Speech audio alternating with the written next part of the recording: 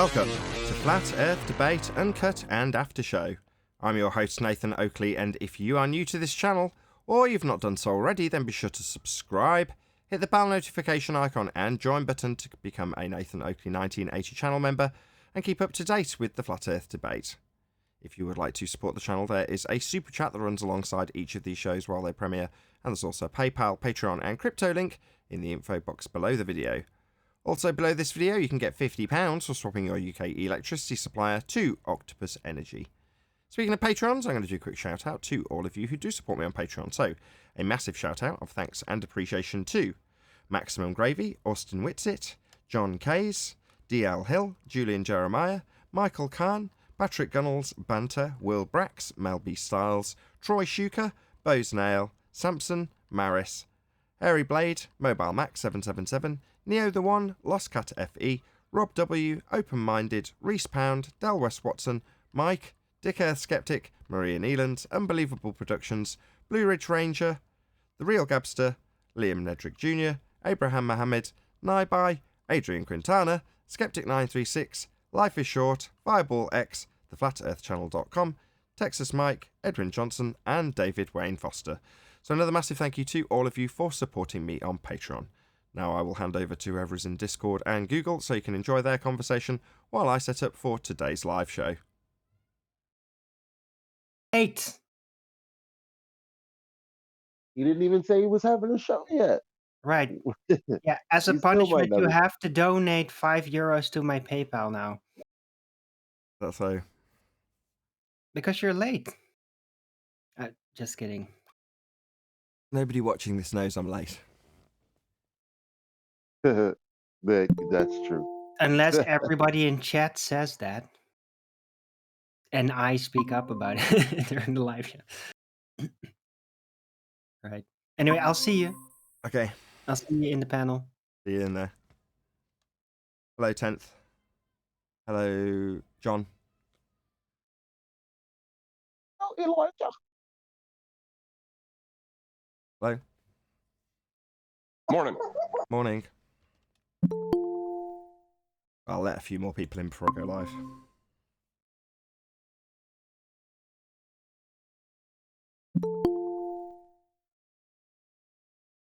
You Ding sound dong. like you're having Again? the same morning I am. Yo. No, I went to a picnic. Yeah, and I went to my boys for wrestling last night. Super tired.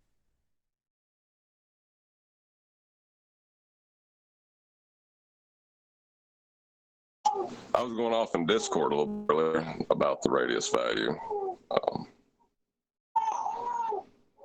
I'm really wanting that measurement that they say they have. Yeah, they don't have it. Yeah, it seems unreasonable to even try to debate if you can't measure it.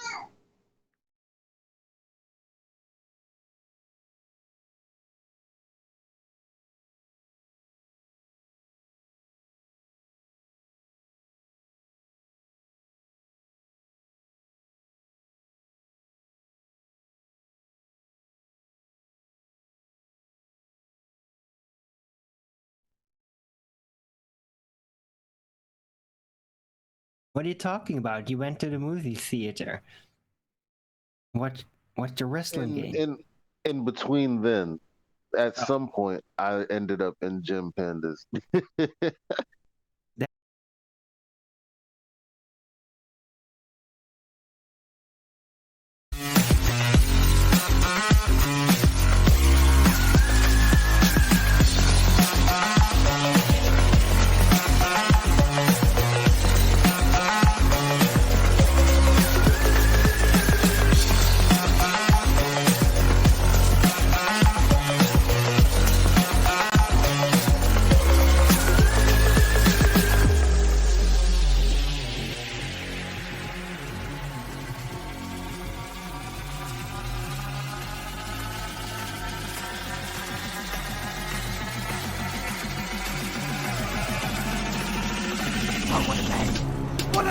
Welcome to Flat Earth Debate Live. I'm your host Nathan Oakley, and if you are new to this channel, or you've not done so already, then be sure to subscribe, hit the bell notification icon and join button if you'd like to become a Nathan Oakley 1980 channel member and keep up to date with the Flat Earth debate.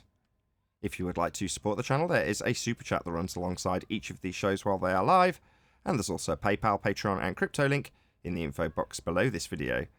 Also below this video you can get £50 for swapping your UK electricity supplier to Octopus Energy. Most importantly, if you'd like to join the discussion, simply mute the page you are currently watching, then click the link in the info box below this video to join the panel and express your views on the nature of Earth. If you do join, please don't swear. If you do, you'll be ejected, and if you are, please don't try to rejoin the stream using sock accounts. You'll be warmly welcomed back on the next stream. Please also share the show on social media.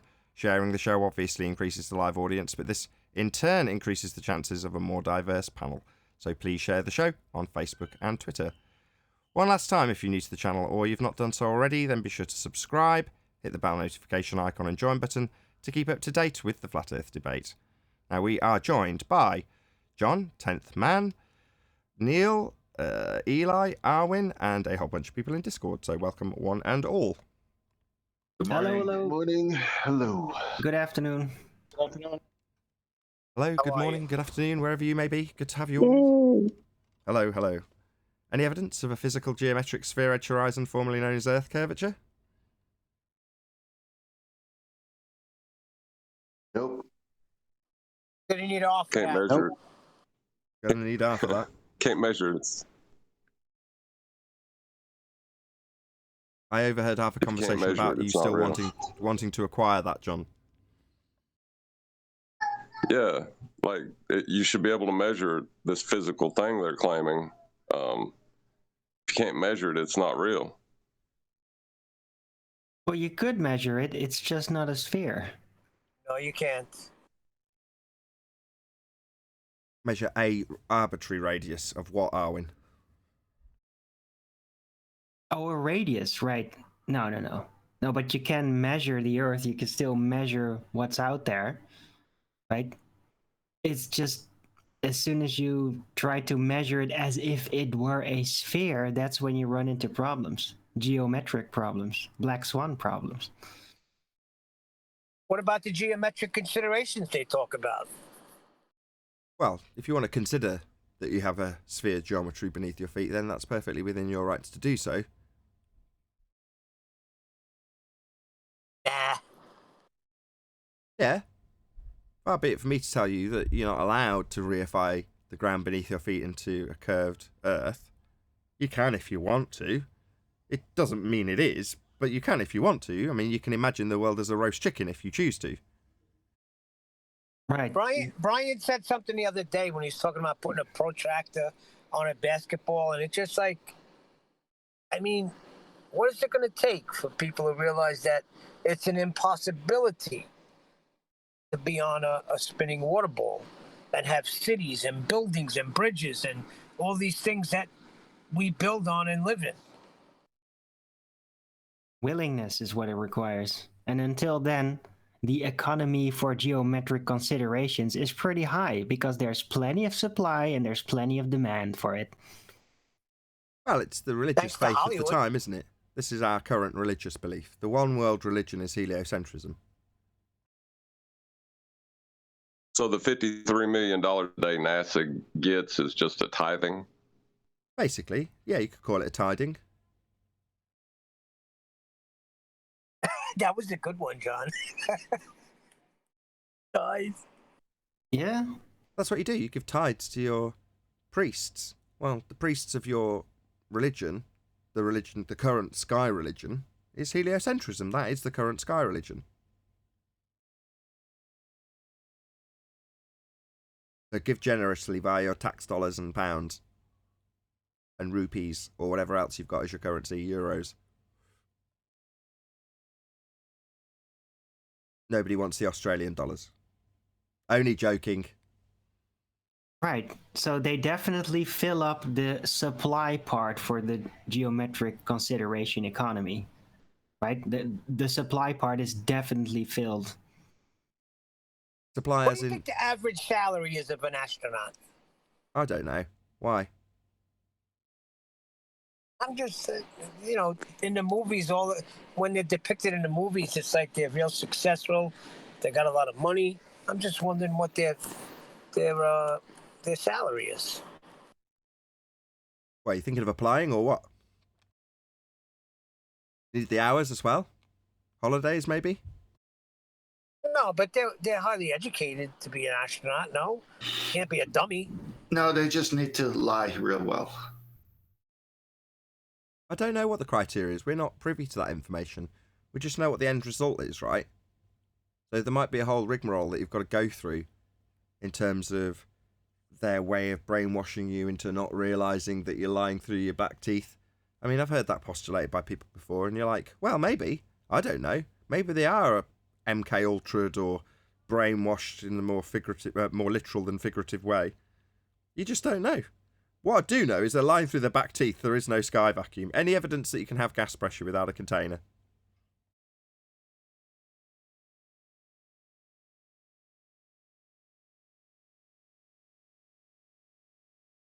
Three containers. 3 containers?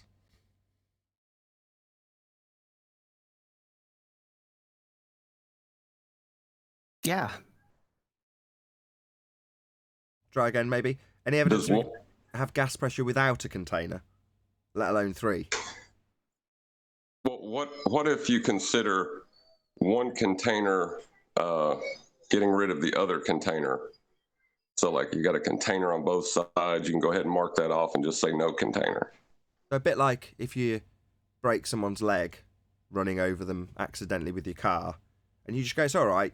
If you come and run over my leg, everything will be equal and everything will be okay again, right?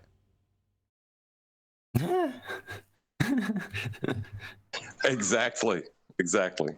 Can we have this drive without any broken legs? Well, we can, or we could have 2 broken legs.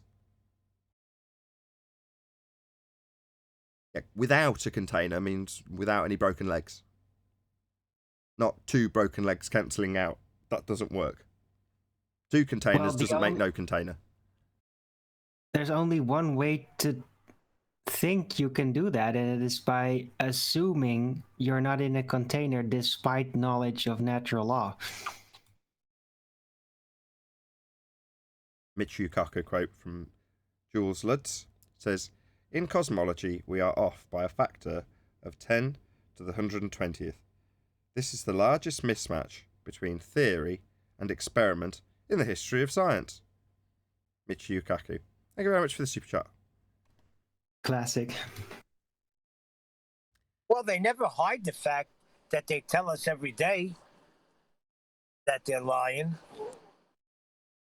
Well, the whole thing about experiment was- insanely large, the whole thing about astronomical sized numbers is that once it just surpasses a certain scale, it doesn't really matter anymore to the general public how much it is off, because it is all so far outside of reach.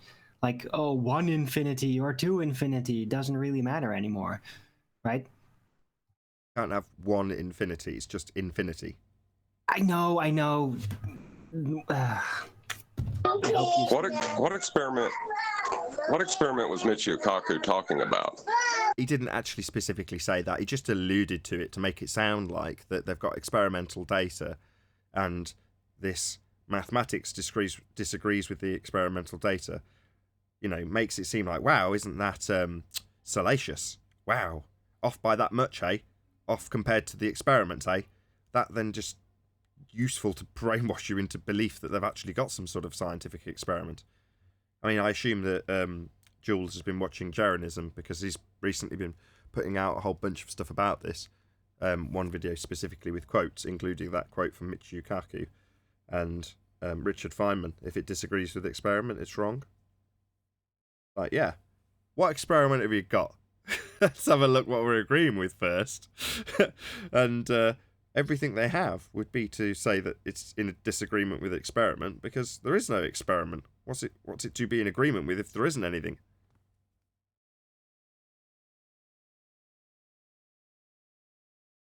Right. They don't know whether it disagrees with experiment because they never tried it, because you can't. Well, it's like saying, let's discuss an aspect of Narnia discuss it as being true, and then after the fact say, well, if the time dilation through the wardrobe disagrees with experiment, then it's wrong. You're like, well, what do you mean if going through the wardrobe disagrees with experiment? What experiment? How is this in any way experimentally valid? It's just a story. Story of travelling to a far-off land no one else can go to, called space. I mean Narnia. I'd like to see Feynman say that the way you just said it. If going out of the wardrobe disagrees with experiment, it's wrong. Ooh. It's more the mathematics of the time dilation, which we can argue about all day long, right? And before long, before you know it, you've reified time dilation through wardrobe transition into physical existence, like it's something that you need to concern yourself with in everyday life. And then you move on to, well, let's ascribe some sort of force to the time dilation occurrence. You know, why not? It's like all only occurring in the mathematics. It's taking place in a world that we're never going to travel to because it doesn't exist. We just won't tell you that. We just pretend Narnia is real and we go there all the time. Now give us money to go back. Oh, we went back, but it was really expensive to build up that technology now. Obviously, it's going to cost considerably more in modern times to go back. Last time we went to Narnia, you know, all you needed was a pair of snow boots and, you know, a fur coat. These days, it's much more complicated than that.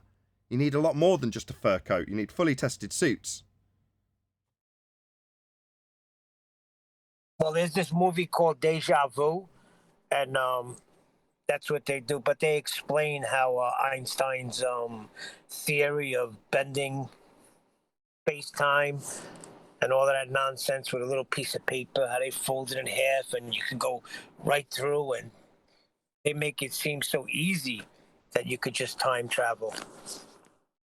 Yeah, you just wrap the universe around a wormhole and travel between the two sides of the wormhole, and Bob's your uncle, you've gone through some fold in space-time to a different period. I mean, how difficult can it be, Neil? Hold on, wormholes are not about space-time. That's only space. It's pure spatiality. It doesn't actually. It is not taking place in pseudo-Riemannian force space. Wormholes, yeah, they are. Wormholes taking place in pseudo-Riemannian force space, and they would connect two different parts of space and time, potentially giving you a shortcut between the two. Really? And time? I've never heard that and time, though. Yeah. Obviously, geometrically yeah, they say and the physically, wormhole. in the heliocentric model, if you're in a different part of space-time and you travel to that different part, in the same way as if you could bend space and time round upon itself to reach parts that you could see in the distant future, or distant past, sorry, like the CMB, well then if you've curved the universe up upon itself, obviously this is all taking place in the theoretical world of pseudo-Riemannian force space, then all you'd need is something to connect those two as they're folded under each other, right? Well, what do you need? No. Well, you need a wormhole. I'm afraid you got it wrong, Nathan. I think you've mistaken the concept of a wormhole, which is really a space-only theoretical physics phenomenon, for the distortion of the space-time continuum, in which actual time displacement is also said to take place through the Star Trek universe conception. But that's very different. Well, no. Black holes use time. Black holes use time for volume. They're infinitely dense without volume. They're like a point, an event in space-time. Yeah, but they distort the time, but they don't take it out of whack. You don't end up in another time by going to a black hole. It's simply supposed to condense the actual time, basically making you stuck, but it doesn't like switch you off to another timeline. That only happens for space-time continuum distortion. Fine. It's all make-believe anyway. No, I'll buy that. That sounds familiar. It's been, 20 years since I looked at this, Arwin, so I'll buy that. That sounds like the kind of bullshit I read at the time. So if you say so. Well done. The Rosen Bridge would be what would connect those 2 points, right? But the black hole, it's still within space-time because it's affecting time. So they say. So maybe you need a combination of both. You need a combination of black and white holes working in conjunction with each other. So you've got time being sucked out of the universe by a black hole, and then it being returned by the white hole, and then Bob's your uncle, you've travelled through time. There you go. I could patent that. But the thing is about a white hole is it's white. If there was a white hole, you would see it because space is black. Yeah, but it'd be... Listen, Denzel Washington went back in time 4 days, stopped the terrorists from bombing a boat, and saved the girl's life at the same time. So it's true. Okie dokie. Let's just do another shout out to Jules Ludds again. Thank you very much for the super chat. Says, I would argue Michu is by a factor of 10 to the infinity. Shout out to Made by Jim Bob. Shout out to Made by Jim Bob. Thank you for the super chat, Jules. Right. Neil was talking about the Tenet universe. That's also different because in that universe, they suggest basically that an individual spirit can be switched to a railroad in which the normal timeline is experienced in reverse. Which is kind of unique, really, except for they did it in Red Dwarf, too. Yeah, it's all bullcrap. Well, that's how Merlin experienced existence, wasn't it? In the story, King Arthur's tales. Sort of. Well, It wouldn't surprise me. Most no, stories he are aged in recycled. reverse. Most stories He are aged in reverse. most Can I stories. get a sound check? Yes, we can hear you. I'm sure Armin can hear me saying the same thing 3 times. Most stories are recycled. There's very little new under the sun in that regard.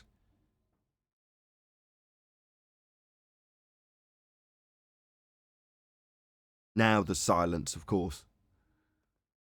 Well, you missed my good pun about Merlin and what John said. About a fish. No, I said sort of. Sort of. Sort of. King Arthur and Merlin. He said Merlin did something, and I said, yeah, sort of. I see. Very good. Any evidence of the distance to the sun? Thank the Lady of the Lake, 10th man. What is the sun? Don't know. And I want an answer now. Don't know. Sorry. It's over there, Neil. I'd love to give you an answer. I'd love to be capable, but I don't have it, Neil, I'm afraid.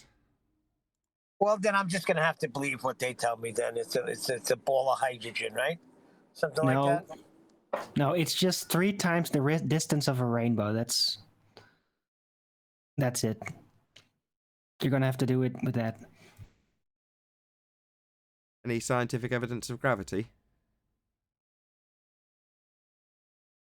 No, that's a joke too. But the funny thing is, if you can't give certain people an answer, then they're just gonna tell you straight out. Then until you give me an answer, I'm gonna go with and this is what they say. I'm gonna go with what the scientists tell me. To use the mathematics associated with gravity, we would first need to measure a radius. That's correct. Can't have G without R.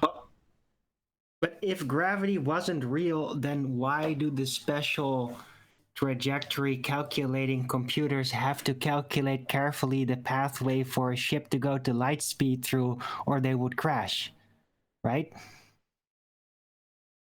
You What's see how much happening again? fuel that the Saturn V rockets, you see their fuel tanks, Arwin? Of course. We went to the moon because of the size of fuel tanks, right? Where was the journey? Oh yeah. The journey took place where now? Over there. In an area where gas could occupy. Yeah, but the moon is within Earth's atmosphere, so it is now technically possible. Oh wait, I said atmosphere, didn't I? Any single viable hypothesis from any of the fields of astronomy, cosmology, or astrophysics?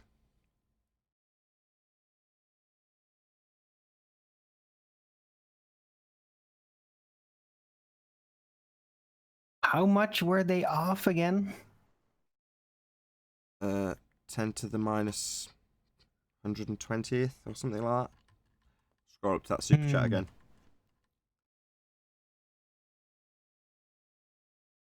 No, A they lot, weren't off by Darwin, but it's negative, just Nathan. maths.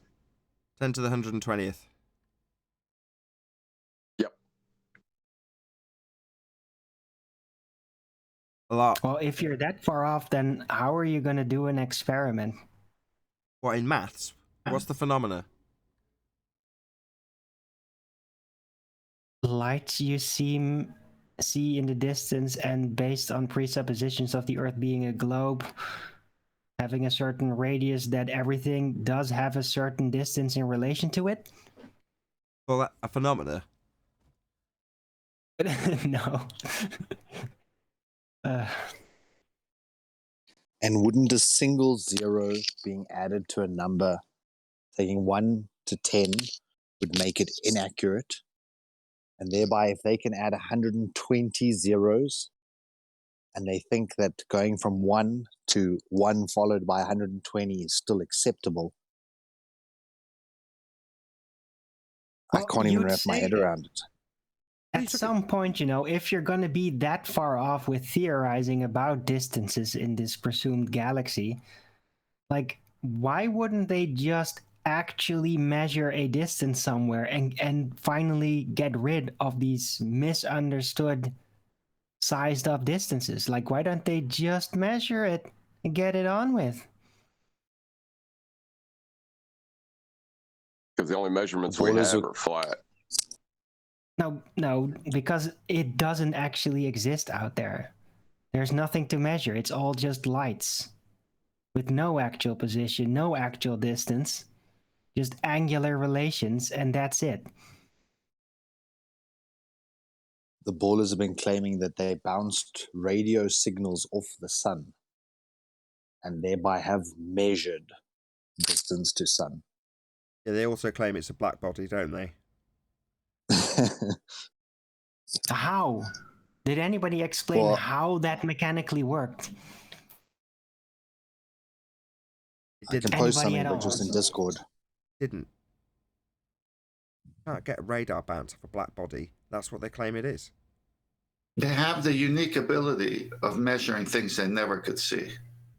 Make But it up. isn't that the whole point of a black body, is that you can't detect it because everything bounces off it? Right. So Oh, that's I like saying, got it. oh, we just finally measured and sized up a piece of dark matter. Hold on, I got But this the one. entire point is that you can't measure it. Go on, John. Just like an isolated system or an ideal gas, there is no true black body. Okay. No, I'm just saying that they could probably sell that Oh, I see. Oh, you were pitching bullshit. that. Yeah, that could work. That's racist.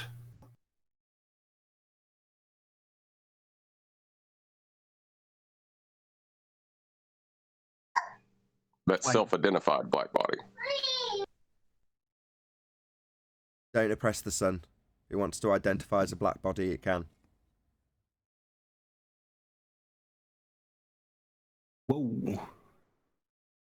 So it claimed that it was 1960 and they did a radar echo from the sun. 1960 was about the same time as they were doing moon bounce and ionospheric bounce. So once again, how can we know with certainty it was bouncing off the sun besides all the black body stuff that you just described?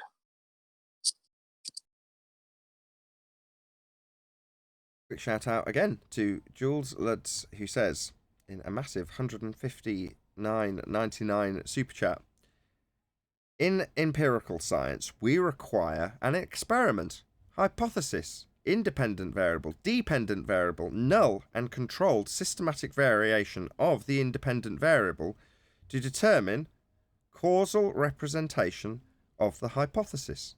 Period. Couldn't have said it better myself, Jules Lutz. Thank you very much indeed for the super chat.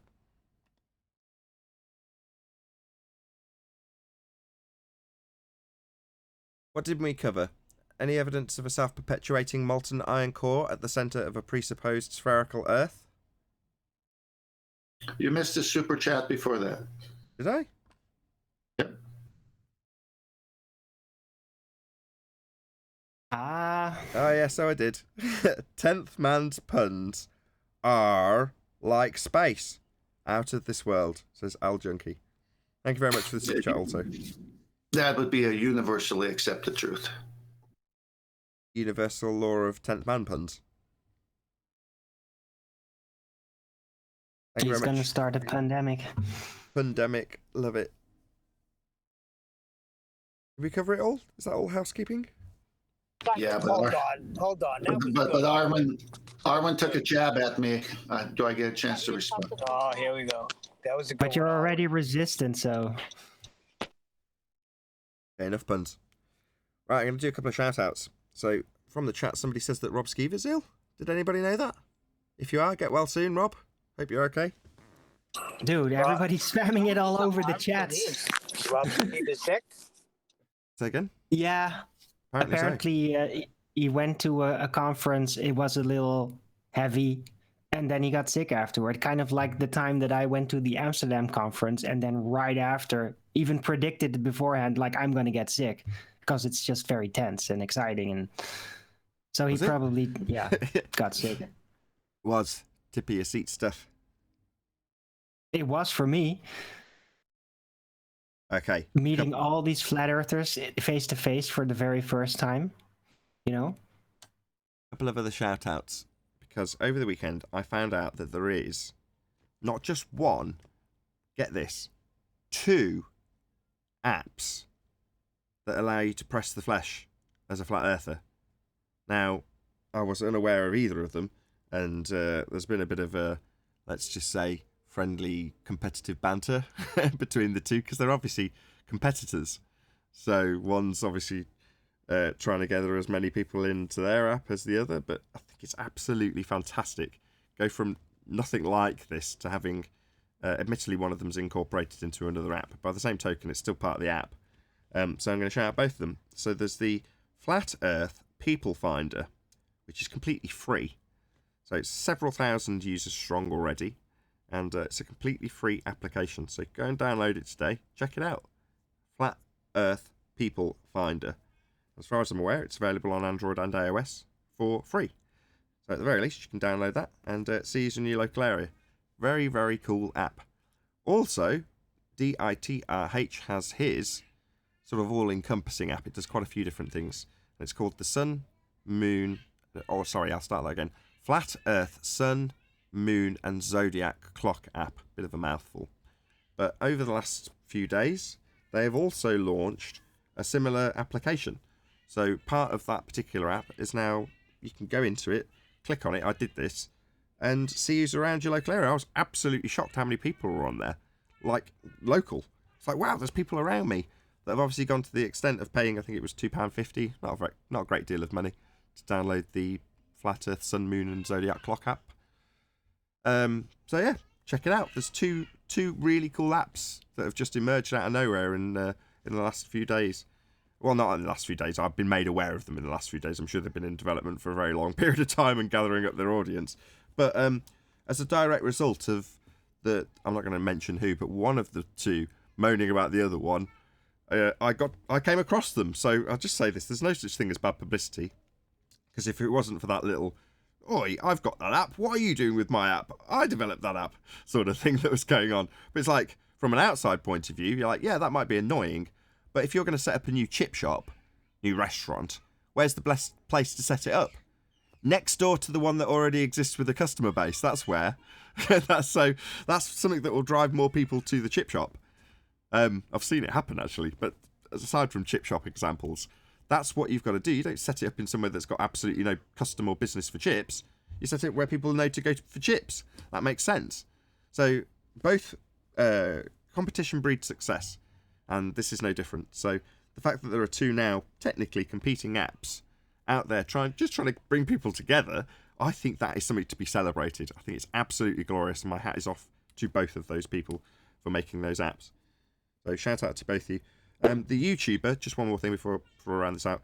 Obviously, DITRH, many people will be aware of Dave Weiss, so if you're not, check out DITRH, go and download his app.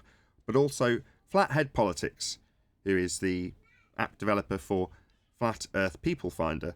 So check him out as well. Again, I didn't know he existed as a YouTuber, which isn't surprising given that we receive basically no promotion, cross-pollination or anything else from YouTube. So not a shock in that regard. Hence me constantly saying, please share the show. Very, very important that you do so. Because that's the only way that anybody will ever come to watch this show. If you personally, I'm talking to you, if I had the camera on, pointing at you in the audience, share the show. And in that respect, although it was a little bit of bad blood that got me to that particular YouTuber, I subscribed and downloaded apps as a result of it. So no such thing as bad publicity, but still, share the show. I'm done. Well, since there's a finder for flat earthers, somebody should make an app for anti-flat earthers because they have to be extremely lonely. And, you know, it's not like they're ballers anymore. So they need something themselves, right? I see. So you could say, you know, you can come and meet Craig or Dan as an anti-flat earther. We are one. We are Borg. Right. You know, there's probably a market for that. And since they're willing to throw away $53 million a day, you know, I'm sure they'll pay good for it if anybody wants to do it. Let us know in the comments if you're interested in developing an anti-flat earth app to unite people like Simon, Dan and Craig. Then, you know, you just let me know if that's something that's of interest to you. You know, meeting others that want to sit around and moan about me.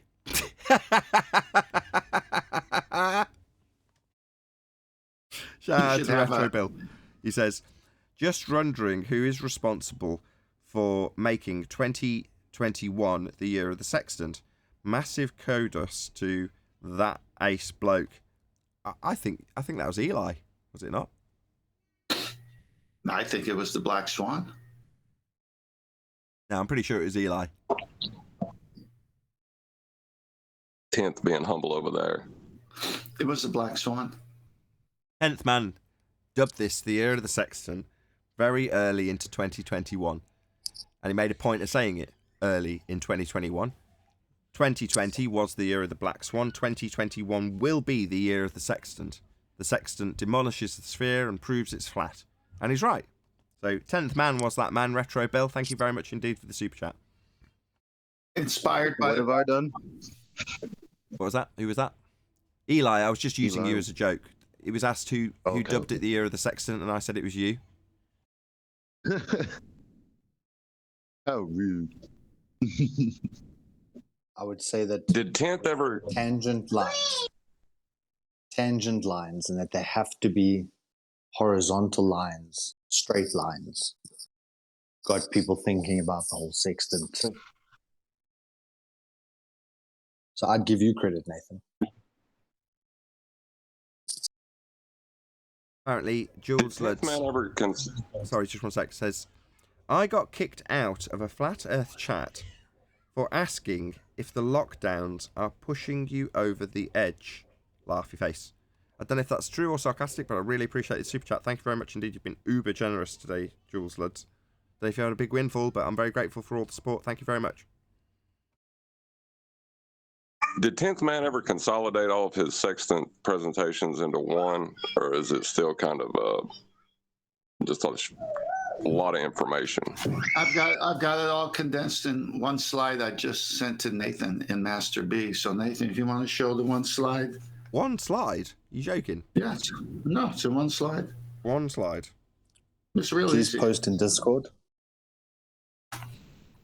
Yes, I have seen this actually. It is a good slide. Yeah, you need when you travel roads to get to places, there's a Highway 180, straight line. Love it. So this is your position, admittedly depicted at the horizon, but you'd be measuring out from this position to the GP of this star, or sun in this example, with 90 degrees below the GP of that star, or at the GP of that star, meeting at 90 degrees to travel out from your position to that point on the ground. It must be flat for this to work. You can't acquire a 90-degree angle from a curved surface. This cannot and does not work on a sphere. Excellent. Good slide. Yeah, I was thinking about how to make it simpler, and I said, you know what? the thought just came into my mind. Put these images together.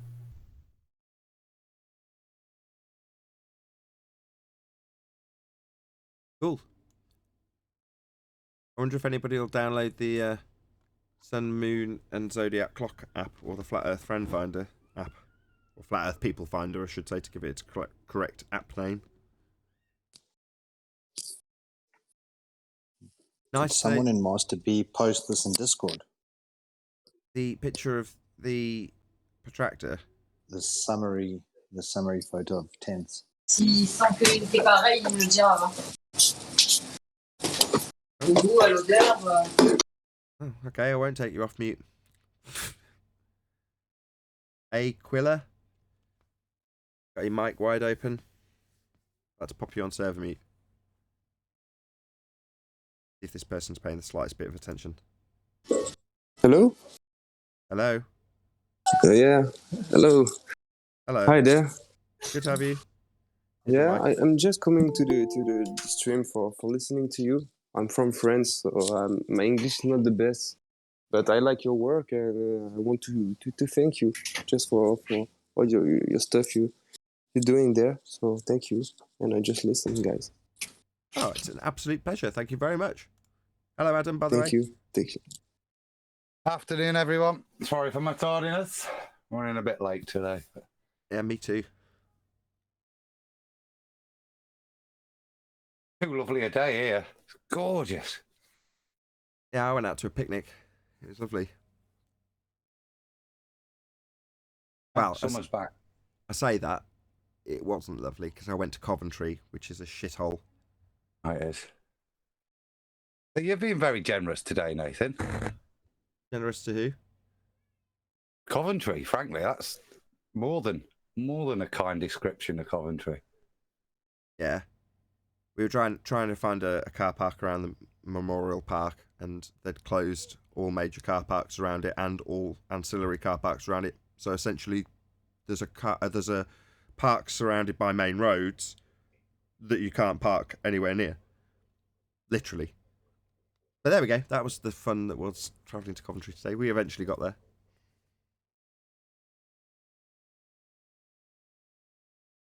Very exciting stuff. I can see you're all totally riveted. I caught a bit on the way home. Literally just as coming in there, you were chatting about the apps. I'm going to go and have a little nosy at that. I'll download those and see who's around me in Nottingham.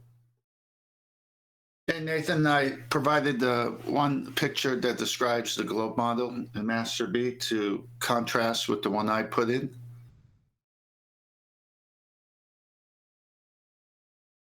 Okay, it's up. This does actually have some provenance in the respect that this is actually used depictorially to claim how a sextant works on a sphere. This is literally an artist's rendition of how they say it works on a sphere. We're not even joking.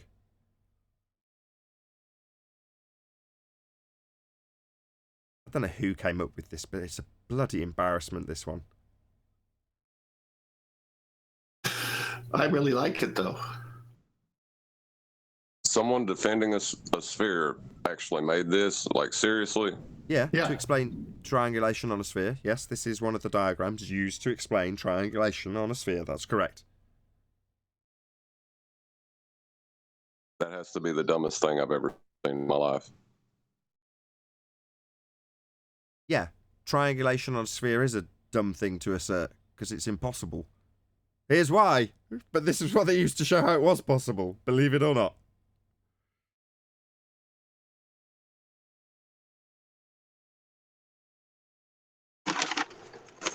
There was a scene in Billy Madison where the guy that was questioning the two at the end of it said, you know, everyone is now dumber for having heard what you said. I think everyone is a little bit dumber for have seen that picture. I would agree. I wouldn't say, to be fair, I mean, if I was trying to produce a diagram that just showed how ridiculous the claim of being able to use this trick on a ball is, that's the kind of diagram I've come up with. I wouldn't be chuffed if I was obviously trying to make a point that you can do this on a ball, but certainly for Thames purposes, I think they've produced him a fantastic slide that shows the ridiculousness of their claims. But Adam, I didn't produce the slide. It was an actual navigation. No, he gets that. Done it for you, Temp. You know, to show, save you having to show with a slide of your own how ridiculous it is to try and match up what they're claiming to reality as if you were on a ball and be able to measure these things. They've demonstrated how muppety it is for you. It's the pictorial example of QE saying, just let them open their mouths and they'll do all the hard work for you. Just let them write it down or show you a picture of it like this and they'll do all the hard work for you. That's correct. It's an embarrassment. I mean, it is truly embarrassing to assert a sphere belief these days. As far as I can tell, if you are here, if you are listening to this show right now, I don't care which side of the fence you are, you must appreciate how ludicrous it is to assert that you're on a sphere. Or share your pain. Obviously, you know, there's people who would say, no, you know, this is perfectly acceptable. It isn't. It doesn't work. I just posted the full video on Master B, the link to it. So if anyone doesn't appreciate the work they've done for us, you can go watch the whole video. Yeah, I'll pop it up in context and just scrub through it just so people can see that we're not actually lying, that this is genuinely part of a Globehead's description of how triangulation works. Let's just get the ad. Here we go. Using a sextant. How do you use the sextant to measure celestial altitudes of heavenly bodies? And the timestamp for this is here. There you go. That's him showing how it works. 1 minute 36. I'll even share the video.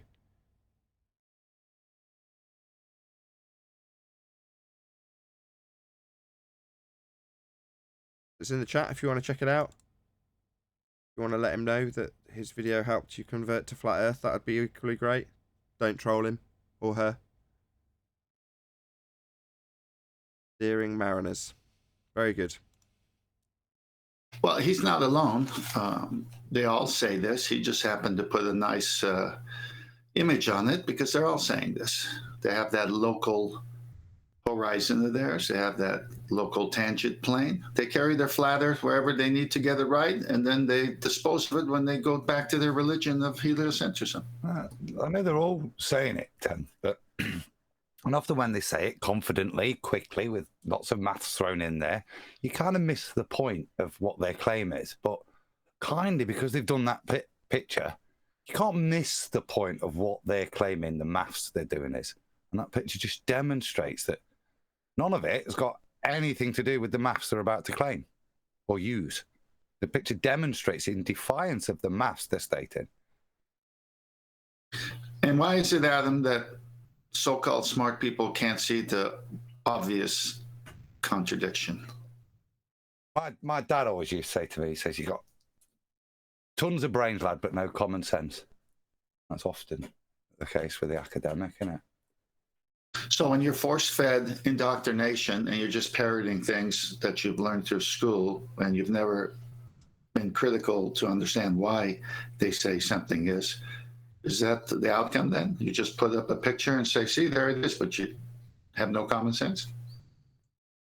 Yeah, sometimes it takes something as simple as instead of, like I say, the complicated mathematical description, which can intimidate and make you not necessarily see the obvious, just look at the numbers, not necessarily what the numbers are representing, and you can look at the numbers and check the numbers out, and the numbers are okay. Yeah, all looks very intelligent and academic. Actually, when simple things sometimes show you the ridiculousness of what the maths is supposedly dealing with, and that picture demonstrates that the reality and the measurements we're taking do not and cannot fit. You're going to be measuring it on a ball. It just exemplifies it for me. It's that common sense bit. The common sense is looking at the picture and realizing that none of that is commensurate with each other, is it anymore? Oh, I missed the pencil. But yes, I think you're right in your summary, 10th. you blinkered to stuff if you've been indoctrinated with it. It may seem like common sense, but if everyone around you is in agreement, if you're in an actual cult, which I would say heliocentrism is, it's just people are well unaware of it, and it's probably the case in any other cult. The people in it don't think they're in a cult. They think everyone else is weird. Well, if you actually take that person aside and explain how they're in a cult, there's a good chance that they'll brace against what you're telling them as being false, even if you've got good, strong evidence to prove it, because they're brainwashed, indoctrinated, living that lie, and it's very difficult to let go of that. So people are good. People are good at processing things cognitively, and this sort of thing is the end result. In your mind, you say, "Well, yeah, that's all right. That's fine, because we're on a sphere and it must work. It does work." And then later go on to explain how it actually is functioning without acquiring the 90 degrees. So having an arc that won't give you this square box that's depicted. Again, this person's drawn up this diagram and gone, yeah, that makes sense. Like, so 3,000 miles, this is to Brian's logic's point, if it's curving up, then the area of land that you're actually utilising isn't in the position that it could be when triangulated with an actual 90-degree box, as in this diagram. It's like this depiction not only won't give you the 90 degree, but if you just measured the horizon and assumed it, but you did have the curved surface, when you plotted out your position, it would change that position, because this line is no longer straight. So it's showing on the diagram below, you've got a radius line to the GP, 3,000 miles. It's like, well, that's straight. It must be if it's a radius. That's what a radius is. But it isn't. Look, it's in the diagram bent. So is it bent or is it straight? Well, it must be straight, because you've got this box to show and prove that it's straight. It's 90 degrees to it. Does this look like 90 degrees, ladies and gentlemen? No, it's batshit insane and crazy, and definitely not matching this 90-degree claim, because you've got a curve here. But again, like I say, cognitively, whoever's drawn this out has gone, yeah, that makes sense, because I am on a sphere. Like, no, it doesn't. Where'd you get your 90? The following slide is the one that Adam made a point of with Al-Biruni. He didn't make a mistake. You want to talk through this one, Adam? A height of The 90. following, the next slide I put up after that. Oh yeah, you've got there the maths, the geometry behind how Al-Biruni supposedly calculated the height of the mountain that he was going to go to the top of and measure his dip angle from. But the reality issue when you're drawing the geometry on there, if you look at it where the right angle is, that's the height you're trying to measure. Now, unless you're able to drill down from the top of your mountain all the way down to the base, you can't measure that height directly, because you can't get to the center of the bottom of the mountain. So what he's done is use trigonometry to basically calculate that length d, which is measurable, and from there you can use corresponding angles in the trig to work out h. This is correct geometry. It's correct trig. The trouble is when you try to apply that to reality, d for them is curved. And this is a very small example. I think Al-Biruni's was a lot bigger because he's dealing with a bigger mountain. So d's got to be miles and miles in length. You to be able to look up at the mountain, draw an angle, and take it from the two places. But that d in the diagram and in geometry is a straight line. Unfortunately for Al, his fundamentals of his claim is that the Earth's surface is curved. Therefore, his fundamental principle of trying to calculate the height based on geometry of his mountain is based on false mathematics. First of all, because his bottom line is curved. Unlike what he's claiming on there, on that red one, you can see that's the line he's measuring, but underneath that the Earth's curving away. Therefore, the line he measures has nothing to do with his supposed surface of his Earth. So he had to assume and deal with Earth as flat to first acquire the height of the mountain, to then claim he can measure dip angle to the geometric horizon to derive R. So he starts off with a flat plane, so he can measure it and assume it as spherical. Oh, the irony. Well, isn't that what Ranty Flat Earth did with his straw man about angular size? He got the angular sizes from a flat plane and then put them back in orthographic view to claim that there was a dip. That's correct. They got one trick. That's one correct. Trick. It's got a name. We called it Mong Trig. Trigonometry, isn't it? Well, this is just a variation of that, isn't it? Like what they're trying to claim.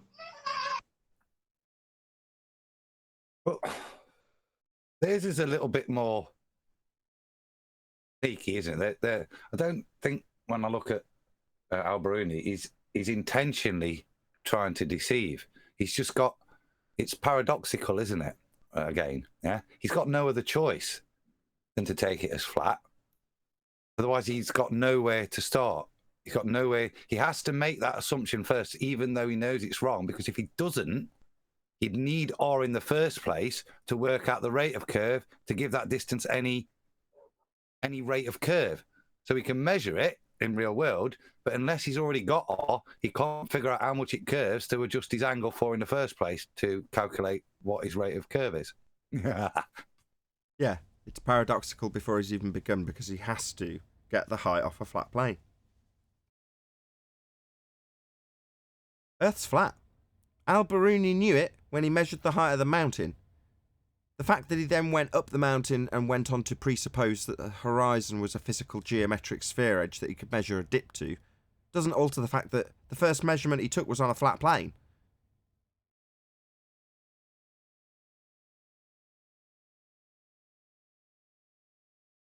It's embarrassing, really. You'd think somebody would have realised that in the story. Oh yeah, he's measuring dip angle to get R. But first he measures it flat to get the height. That's alright. That don't matter, no one will notice. We didn't notice till Adam noticed. Well, it is embarrassing, isn't it? Like, because we're all, at one point in time, were heliocentrists. Like, it is an embarrassing religion when you step outside of it and look back at it. Right out there for this week's shows. So, why is Alberuni measuring the height of the mountain on a flat plane?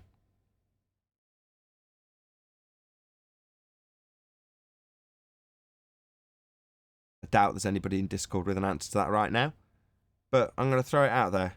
It's not going to become a housekeeping question, but I'd like to know if anybody's got an explanation for what is depicted on screen now in terms of how, using trig, you derive the height of the mountain to later measure dip angle to a physically assumed to be horizon that blocks things. Well, first you must measure the mountain's height, and that's done on a flat plane. So, globe believers, aka flat earthers, the people actually here watching this, Alberuni knew it was flat.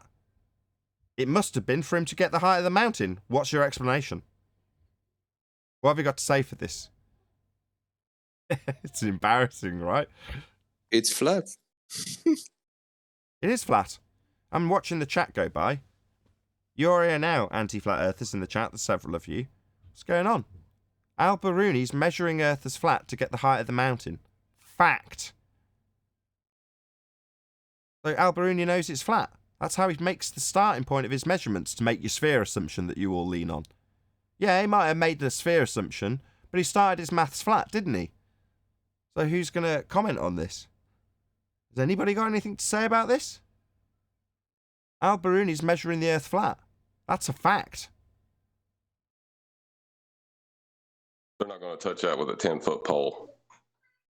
That's why I'm going to bang this drum all week. Alberuni's measuring Earth as flat. You say he's the one that gives you your R value, you can get dip angle measurements. Really? Not unless you assume it's flat first. Yeah, you can assume Earth's a sphere, you can presuppose whatever you like. Like I said at the beginning of the show, you can presuppose it's a roast chicken. But if you're going to actually take any measurements, you've got to start with it being flat, because that's how it is. To then later just assume it's a spherical surface after measuring it flat to begin with, which is precisely what Alberuni has done. Isn't it mad? Alberuni knew it was flat, just like we do. Because There's it a was a while slide. to spot it, Temp, didn't it? But I think the reason it took so long is it was never intended to be released or even notice that information until the year of the sextant, and it has lovely synergy with the sextant. It's I got another slide up there, Nathan. It's a WikiHow, and this kind of corresponds with the Al-Biruni. Is it the one with alt equals 40 degrees at the top? It says WikiHow, WIKIHOW at the top. Yeah, got it. Okay. Correct for dip to account for your distance above sea level. Dip refers to the difference between your elevation and the actual level of the horizon. The actual level of the horizon. Love the language. To make this correction, multiply 1.7725 minutes by the square root of your elevation, including the height of your eye in meters. Subtract this number from your observed altitude, the reading you got on the sextant when you measured the elevation of an object.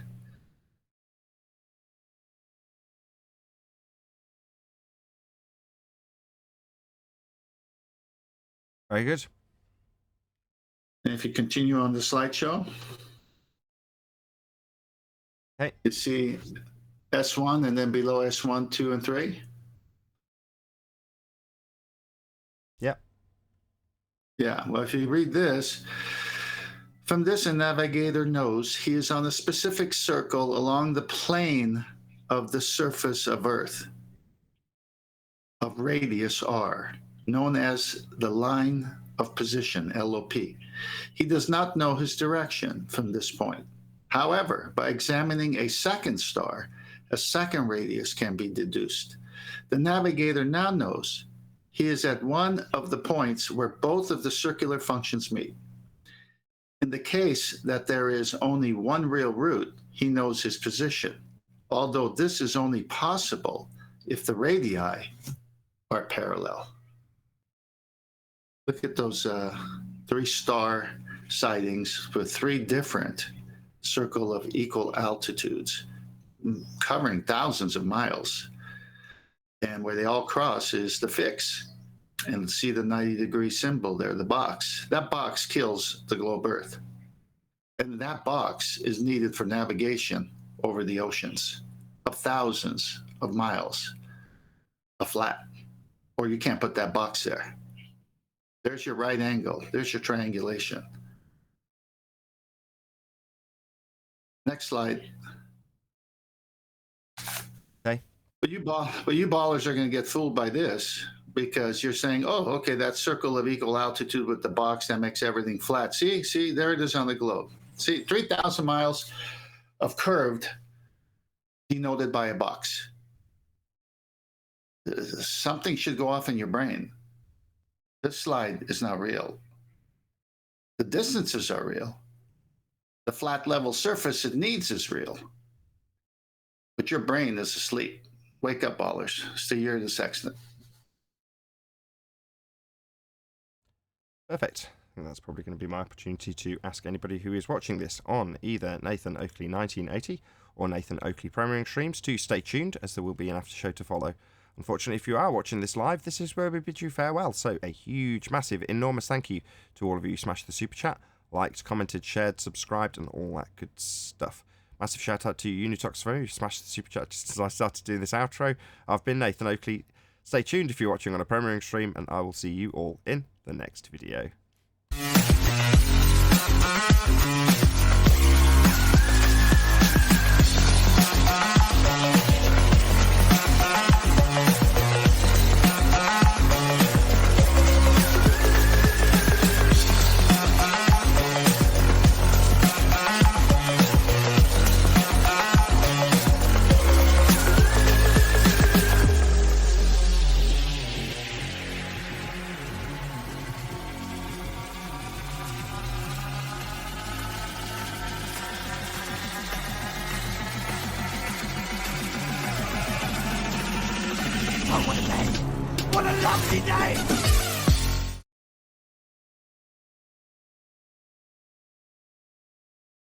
Something embarrassing about believing you live on a sphere before you hear this information. But if you keep on believing it afterwards. That, I think, is the embarrassment. You know, when you don't know what you don't know. But, like, when you hear the information and you refuse to process it, there's something wrong with that. I would agree that covers some of the people, but the other group, and there's probably more than this group, but the other group that I run into is full of pride. It's not that the information is seen for the first time contrasted with a belief system that they thought was real. That never shows up in reality, by the way. But for a lot of these people, it's just pride. Pride kicks in like, I can't admit that I've been wrong all these years. Well, you're not. You were told a lie. Now that you see the truth, where are you going to go? What's your decision now? Now that the facts are laid bare in front of you, what are you going to do? Well, pride keeps a lot of those people still in there, right? And they say stupid things and then become anti-flat earthers.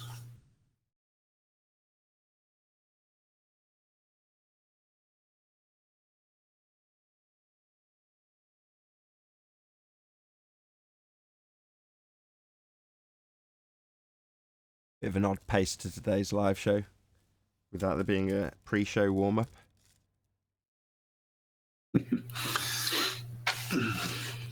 Well, do we have anyone in Discord? Is it full?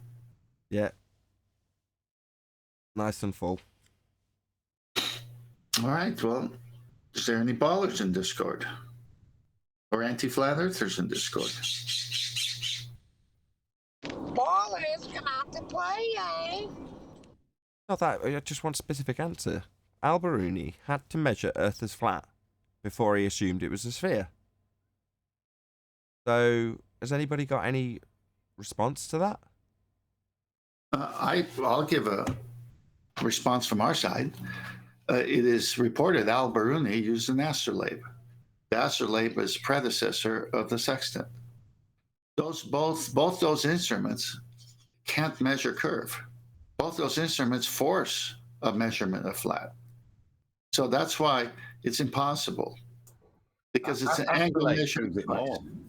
What's that? An astrolabe proves it even more, because the clever thing about an astrolabe is you do all those sextanty measurements, but then on the reverse side of the dish, you've got your planisphere of your star map, and it allows you to do calculations based on trig. You line each thing up. It's years since I looked into this, because I built one out of paper to try and do. Where is it? But they're really they're a sextant, but so much more, because it then incorporates into, and it will do the calculations for you that you would often have had charts for in later times. The astrolabe kind of has the charts contained within the disc, and the way you lay it out, it will give you a lot of the basic information from that. But again, it's playing a trig it's based on, and the way in which the device works. Well, both those instruments only work off a flat surface. So when someone says, we measured it, what'd you use? No, sorry, it works on a flat surface. Well, how'd you measure? Sex? No, it only works on a flat surface. It's Highway 180. It's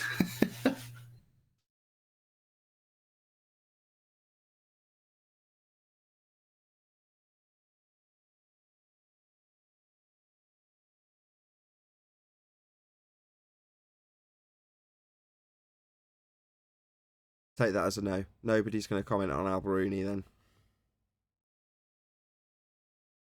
Well, we've muted them so they can't defend it. That's what it's got to be, right? They're not being allowed to defend it. That has to be the answer. Maybe.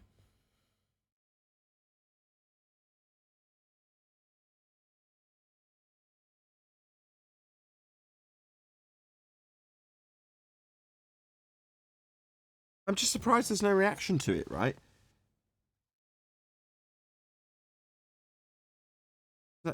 There's nobody saying, well, no, his measurement did actually assume a sphere when he measured it flat to get the height of the mountain. You just don't understand how he assumed it was a sphere first.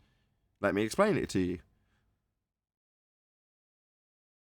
the reason I think there's no reaction is there can't be, because all the other reactions were to something they could kind of, stretch a little bit and massage it and say, well, it could mean this and it could mean that. And how do you know he didn't mean this? But when it comes to what Al-Biruni did with an astrolabe and what the sextant does in modern day, it requires angles. You can't have an angle without that baseline being 180 all the way. That's why sextant is set to 0 degrees, 0 minutes, 0 seconds. Everything's in 0 mode before you start. And even before that, you got to calibrate it to get to 0. And if your sextant's damaged, it's either going to do a plus error or a minus error. And when you go to your final calculations, you have to account for that error to be precise. And so when you do the dip correction from, say, 15, 16 feet of the sailboat that you're standing on, you're bringing it down to that baseline. So they have an exact straight line to that GP, which later you find out the bearing of it by using azimuth, coming from the north in a clockwise motion. Now you got your bearing. I mean, it's over for these people. And I think that's why they can't handle the sextant or Al-Biruni's astrolabe, because it's flat to begin with.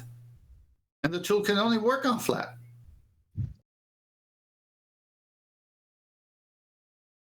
That's correct.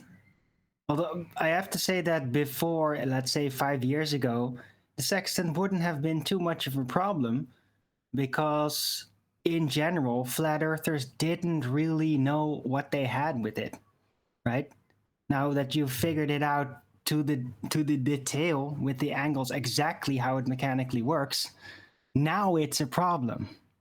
Now they don't like it anymore. Before they could just say, yeah, people that believed in the globe used this to get around the sphere Earth during this exploration. But now they know how it actually mechanically works because we know how it mechanically works. Now they don't like it anymore.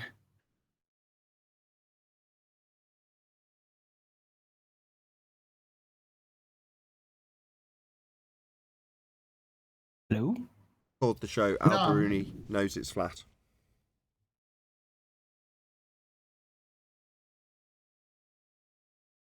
So no R, and we measure it flat. Can't be a globe. Can't be a globe. I don't think Al-Biruni actually believed the Earth to be a globe. I think he just did a test according to his studying peers. Just like, okay, measure the horizon and bring back the data. I don't think he ever actually thought he was measuring a sphere, really. Well, there's a whole show on the BBC with that English guy who's got a Middle Eastern background. He's one of these scientists or whatever he goes by. Have you all seen that with the Al-Biruni story? And he goes to the actual place. He goes into the library there and they pull out the book and ancient writings. And then he goes to the mountain, actually, and he's got this huge astrolabe. Anybody see that show? It does ring a bell, yeah. Yeah. I mean, they replay the whole thing. And it's just like, even goes down below and does what Adam says, measures from the sea level all the way to the mountain. That's where I first saw that. It didn't connect with me then. I saw it, but it didn't connect with me there until the Black Swan came. I'm telling you, the Black Swan gave birth to this. So if someone wants to know how the sextant argument came about, it came about of the Black Swan, because when QE made it clear what that meant, I said, oh my gosh, I know a little bit about boating, and I know that they use a sextant, and I'm going to do a deep dive. I think I know what I'm going to find out at the end. And that's how the sextant argument came about. But it wasn't until then. I mean, who was going to give me the clue prior to that? Something triggered something else.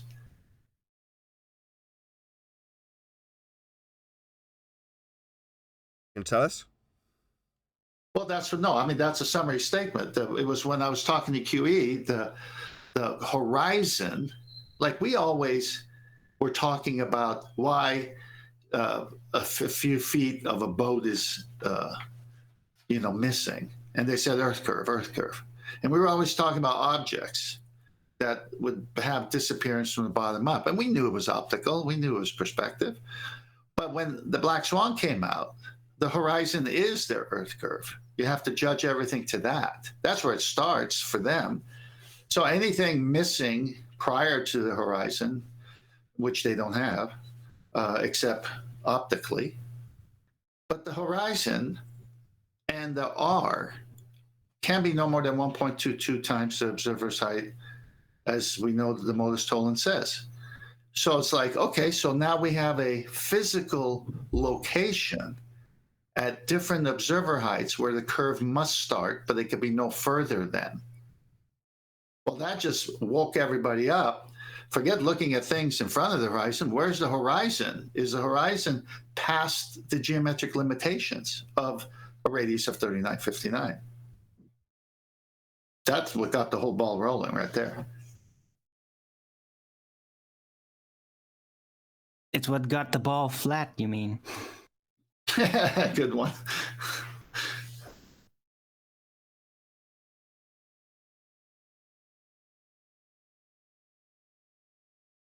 Yeah, all the hints were all laid out there, and we all just needed to stumble upon each puzzle piece, and then, yeah, at some point it was always going to be inevitable that we would have all the puzzle pieces and we would start puzzling it together. And guess what? Hey, this fits and that fits, and the entire thing now suddenly fits. Where before it was just kind of like interesting hints, right? And now it fits. And now we just look how well it fits and how unbelievably not well the globe model fits. How it is broken at every turn. How it is deviating from reality at every corner. Prior to the black swan and the physical geometric limitations that it poses for the ballers, at the 1 foot observer height or the 5 foot observer, it doesn't matter what observer height, it's still going to throw away their ball. We were on the math, 8 inches per mile square. Well, 8 inches per mile square is still the math for their curvature, but this black swan just made that very colorful. It made 8 inches per mile square turn into, okay, well, if the Earth is a sphere with a radius of 3959, every horizon distance can be no further than. When that language that QE put there can be no further than, that just turned that 8 inches per mile square into the black swan horizon argument. And it's just, that's when the light went off. Yep. Oh, look, suddenly there's logical consequences to specific claims. Oh, you don't want to be held to task on the actual consequences of what you think is real? Well, too bad.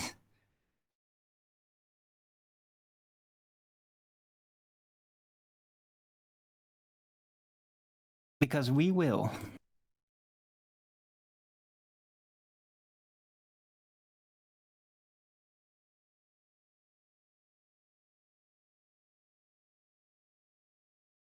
Well, I think the black swan makes me think that there's people that just don't understand. Did they have the upper hand in like the Isle of Man debates? The most sought after item that they want to misunderstand. And so they'll say anything they can make up, as in ridiculous statements about it, like, oh, look, but here's a white swan. But, oh, look, we debunked the black swan. Oh, look, the black swan is inconsequential. Just anything but actually addressing the in context argument. A bunch of property. I'm traveling. Can anybody hear me, or did I lose you? We can hear you now. Okay, I asked, before the black swan, did they have the upper hand when you were discussing the Isle of Man and the mountains in the distance, or whatever was in the distance? How much was missing? No, they didn't have the upper hand, but they still had a hand in the game to play. But they definitely did not have the upper hand. They were already getting caught regularly in basically making mistakes, creating haze and misunderstandings as to their point of view, etc. So they were already getting caught in machinations, right? We figured out the perspective hijacking curvature calculator. We figured that out before we realized the black swan. So we already were winning. Right, because that's what I can remember. I remember them getting hammered even back then without the black swan. Right, the black swan was just the death blow, was the final nail in the coffin. Prior to the black swan, though, there was a measurement that was being claimed that of curvature. You know, after the black swan, they pretty much threw that measurement away when they refracted the horizon. Well, they still do all that, except now they know it's kind of hopeless. They're just doing it to delude themselves, right? Instead of gaslighting us, they now spend most of their time gaslighting themselves. So they can keep believing what they thought had to be true.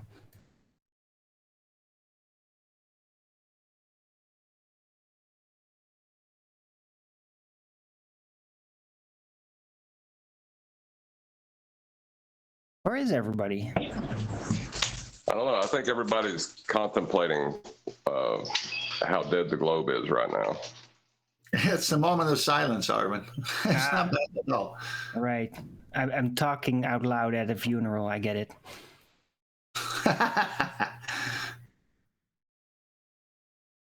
Kind of what it feels like, doesn't it?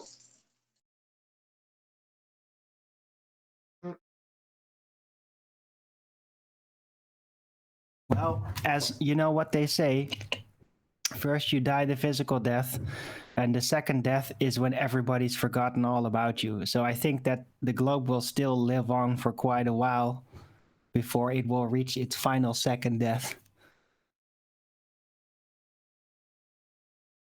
But it's definitely going to get humiliated along the way.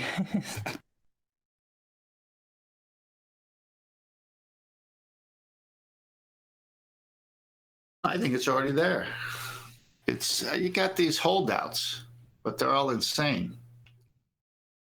I'm mad. Like, yeah, so that's how's that's that different from any other period in history and people's beliefs?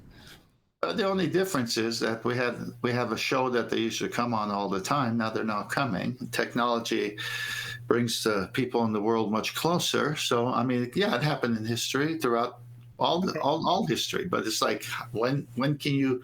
I mean, you're over there where you are. I'm here in California. There's people all over the world listening to the show. That's a new thing in comparative to history of how people communicated these things. So when we bring the topic up and we have the housekeeping questions, it pretty much puts a laser focus on key things. If we were a globe, these questions need to be answered, but they can't be answered. So we're not a globe.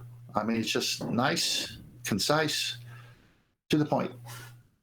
Damn, I forgot my story today. I'm saving it for tomorrow.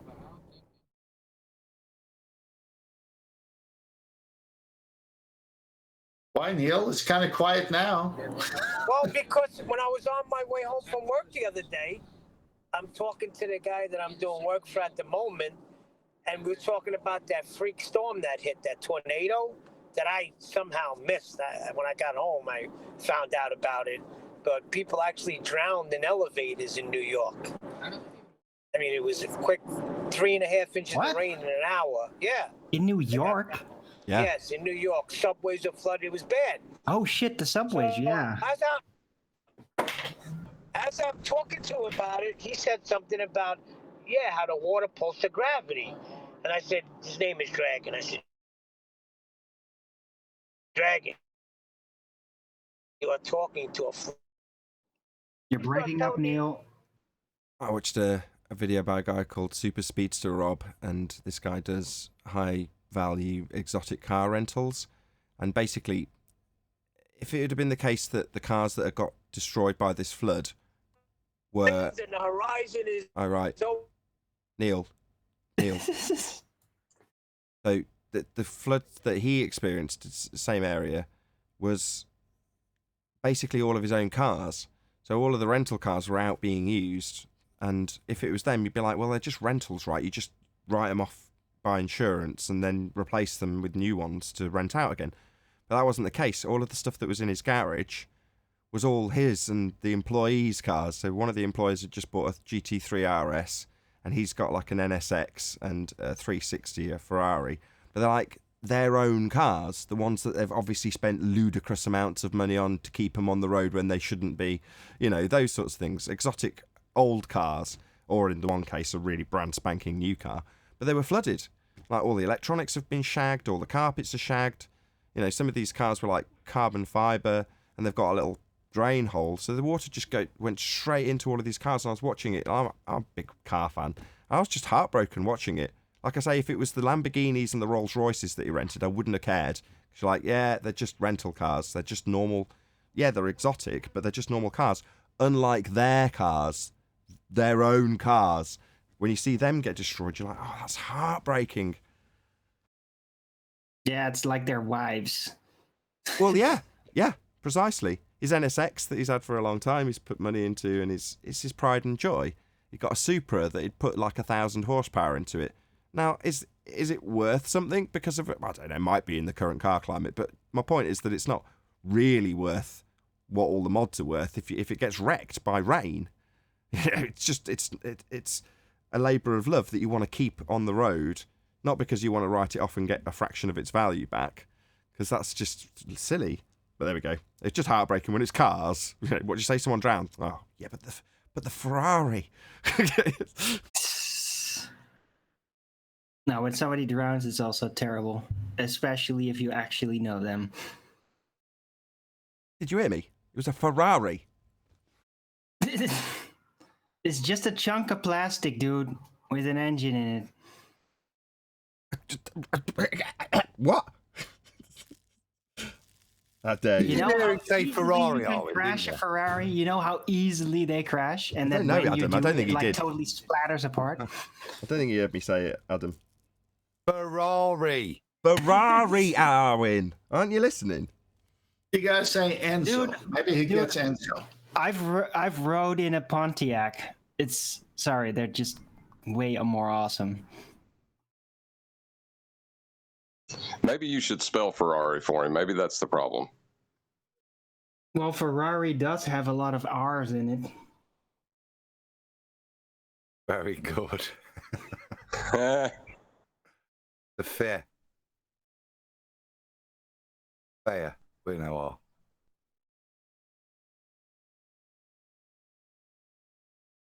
Yeah, nobody saw it coming, right, Neil? I think I'd take the point you were making. I think you got an old school NSX, and I think Americans are probably more inclined to mod their cars, aren't they, than the Brits. If you've got an old school one like that, it's not going to be worth anything, is it? Really, when it's knackered, you're not going to get out for it. But you'll have. It's not so much the money, is it? It's the number of hours you've spent polishing that bit and hoovering your carpet and chemical influences from the rain and shit. Yeah, that is just terrible. Right? I mean, the years of love you've spent on it on a Sunday afternoon, just to see it get shitted up like that would be. This is not the money.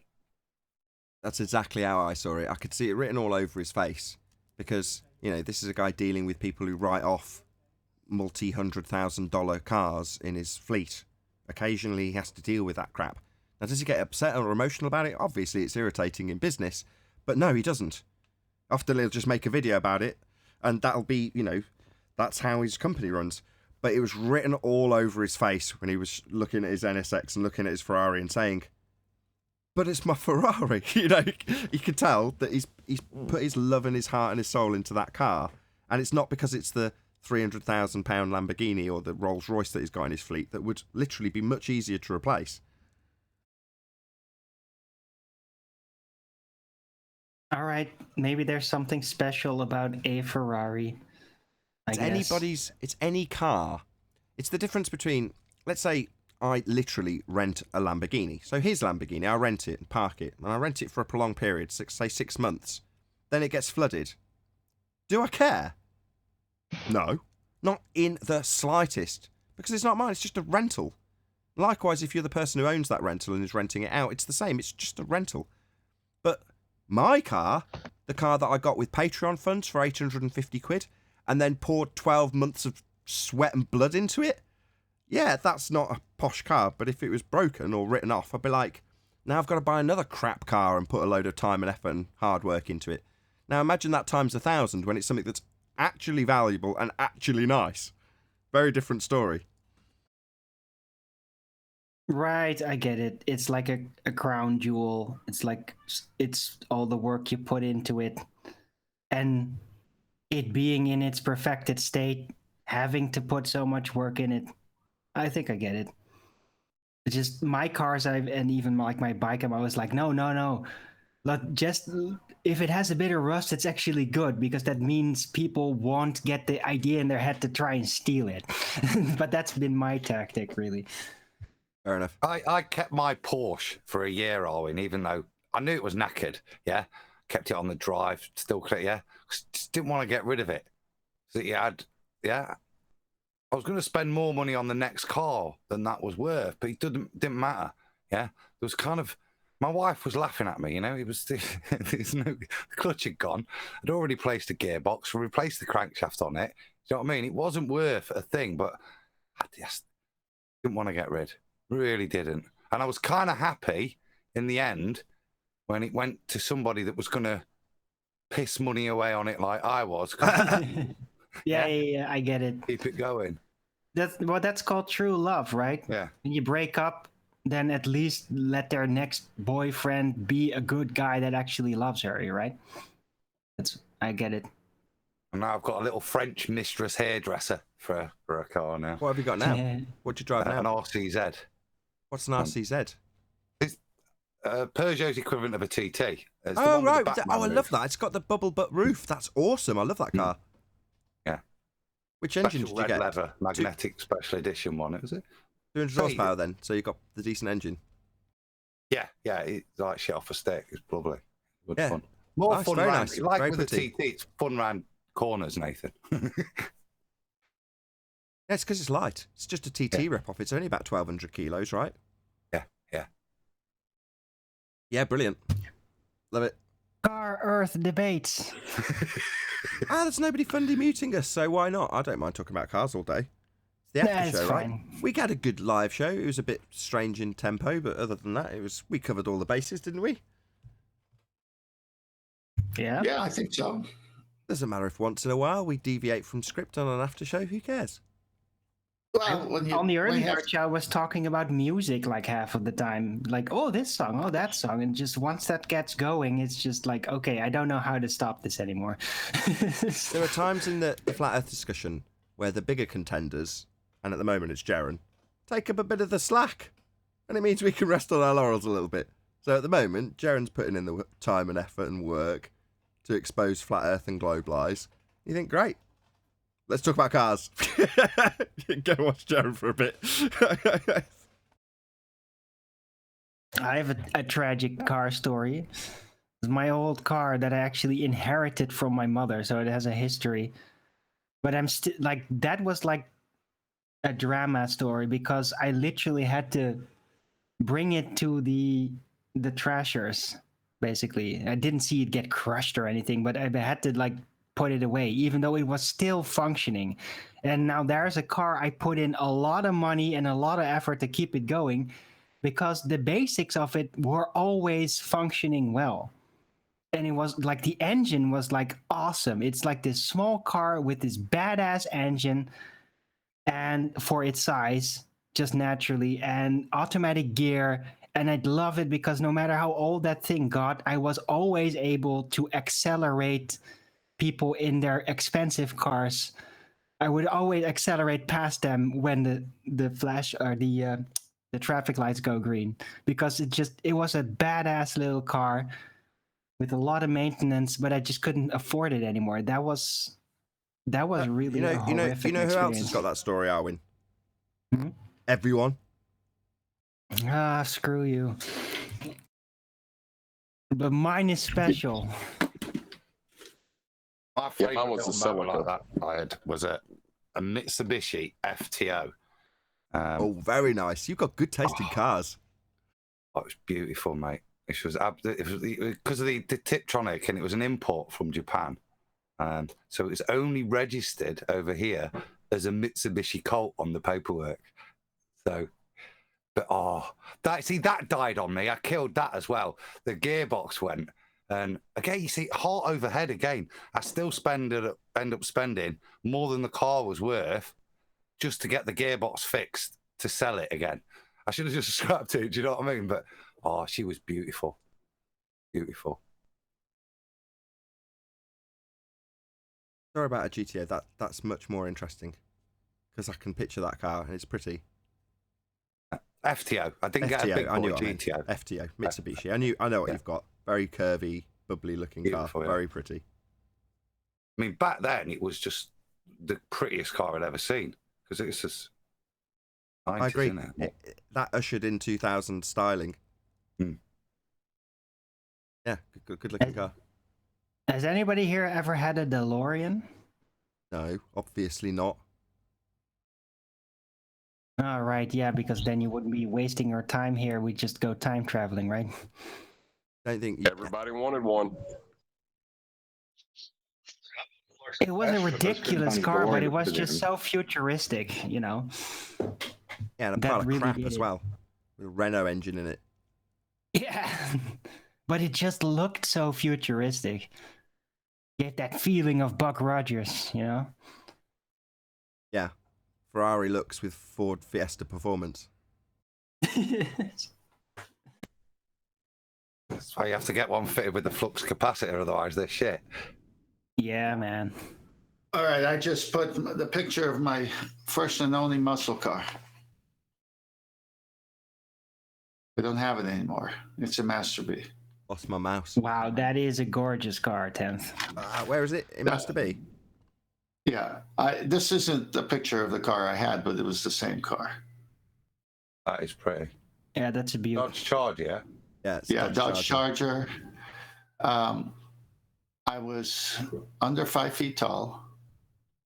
I got my license. Did you say it had a 454 in it? I can't remember all those things, but here's what I do remember. We had to put a block of wood on the gas pedal and the brake pedal for me to reach it. I thought you were about to say I had to put a block of wood on the gas pedal to send it over the edge of the cliff because we couldn't afford it and wanted the insurance money. No, so what happened was it was I bought it for $800 and it was so powerful.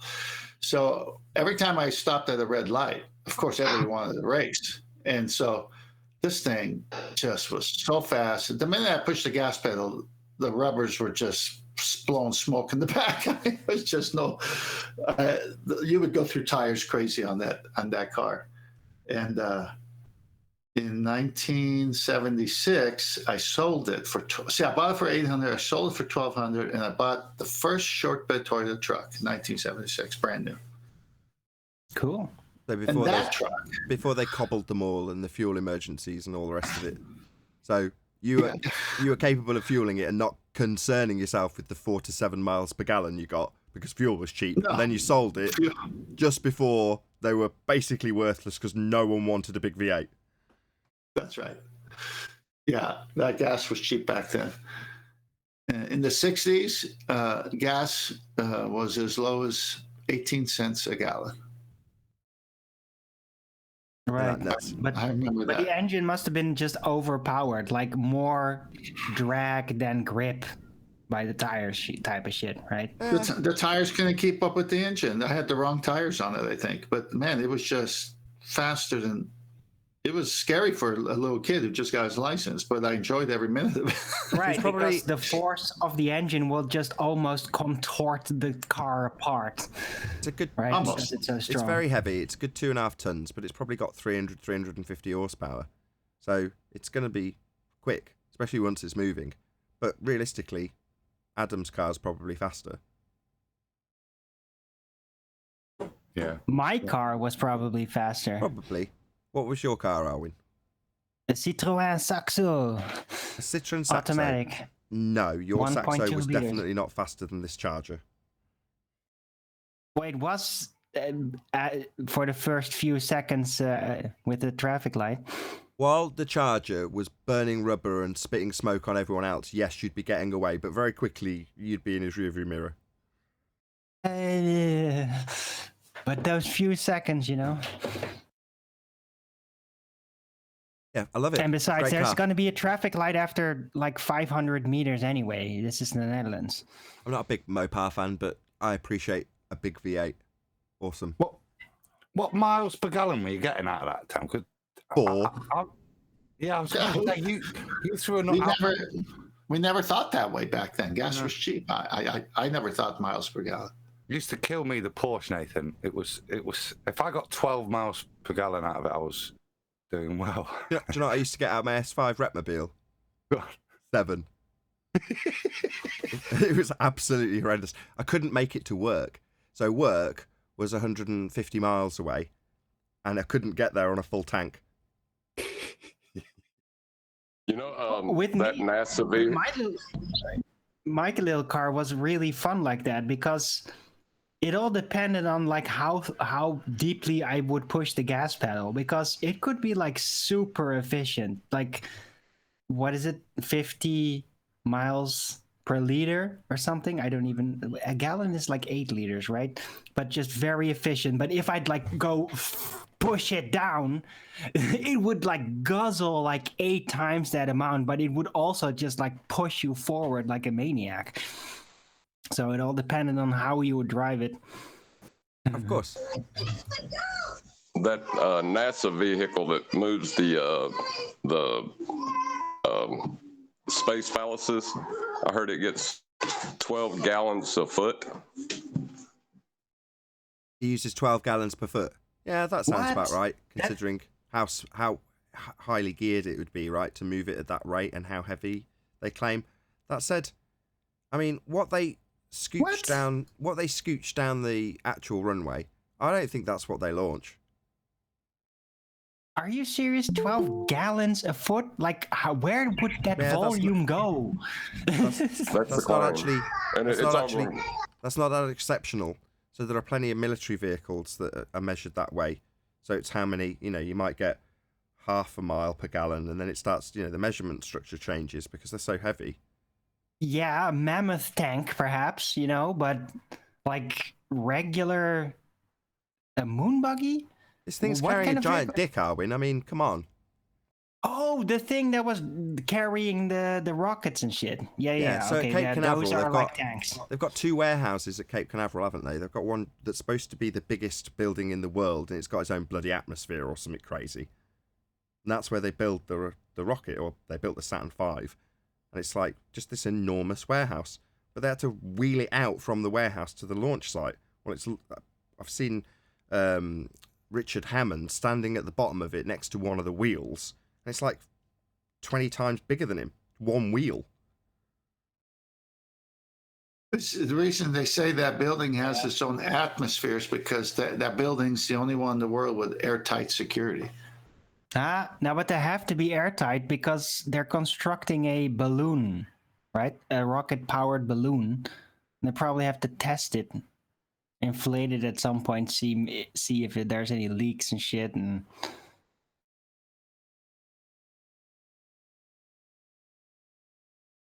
Yeah, I don't think they actually launched that, though. So one of the very first videos I made was about a transitional shot where they showed, it wasn't that, it was actually the shuttle. But they had it with various different things that you could scale it. And people even standing close enough by to get a reasonable amount of scale.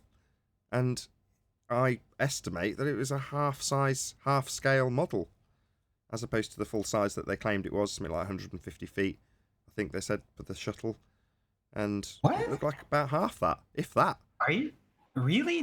They took a half a size scale model, and really did it live, and No, people wouldn't that's what I'm notice? saying. That's what I'm saying. You see, get launched. I'm saying that they don't launch people in giant firecrackers. I think they just launch a model, basically a bloody great big firework. All right, but what I'm more surprised about is suggestion that it's not actually fully to scale. No, I don't think it is. That would be the weird part. No, I don't think it is. I think the whole smoke and mirrors show with a lot of the SpaceX, although I keep far less abreast of what's going on with them than I used to do with stuff back in the day. I think that's the same. I'm pretty sure, again, referencing Jaren, he's shown various different things that I've looked at and I've gone, that looks like they've put it out at that distance to make it look bigger. If you ever look at how they get the effect of the Disney Magic Kingdom castle, the tower looks like it's an enormous tower, but they've just positioned it in a way that you can't get an angle on it to see how they've got this actually very small thing just positioned in a way that makes it look big. Well, that's all they do. You just blew my mind. I never even considered that they would just downscale it and just trust on people not taking notice of it because of the distance. And then later they could, of course, present the supposed to-scale model.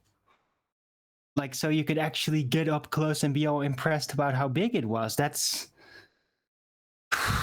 really devious. Yeah. Well, like I say, I'm just going on what I saw of the footage when I was actually interested in it before I realised that space was entirely fake. Whatever they launch up, whatever that, what I'm calling a model is, it's irrelevant. It's not going to a sky vacuum, is it? No, of course not. But like we're used to from television and all that, yeah, of course they're going to use models in movies and all that, and they're not going to be to scale. That's fine because it's just a camera. But to actually use not to scale models in real live events, that's something else. That is like, I never even thought of that before this. Well, like I say, it was one of the very first videos I produced. So I actually produced it, put it up on YouTube, and didn't publish it because I was too scared, if I'm ruthlessly honest. And then I was in a Globebusters chat when it was on Jarenism's channel, and there was Smokescreen Design and other people who were on the panel at the time, and I just happened to be in their chat, and I mentioned that I'd made a video. They're like, well, where is it? Give us the link. I'm like, I haven't published it. In fact, I'm probably going to delete it. And they're like, no. And lots of people in that chat encouraged me to actually publish it, so I did, and sent them the link. And it was exactly this video that I'm talking about now. I think it was actually the first video I made about this subject. I must have missed it then. I'll send it you. I'll send you a link, Arwin. Cool. Me with a lot more hair. What? Me with a lot more hair. Oh, okay. You know, I was thinking the way that everyone is broken down, the way they fake space and, the tricks they use. I was wondering, like, go to a flat Earth conference and just get a bunch of flat earthers to create a fake flat Earth space agency and do all the same tricks that NASA does, just so the ballers get mad and call us out, and then, like, by proxy call out NASA.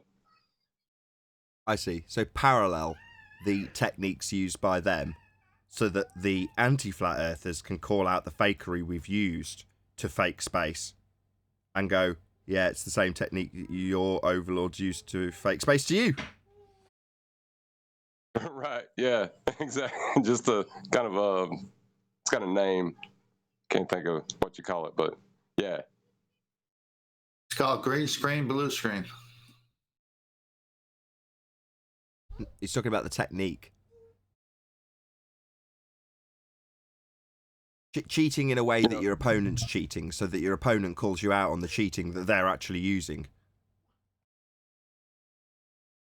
Tricking them with their own tricks. Well, it's the equivalent of being in a card game and grabbing your opponent's sleeve, shaking it violently so that all the cards fall out, and as you do so, all the cards fall out your own sleeve.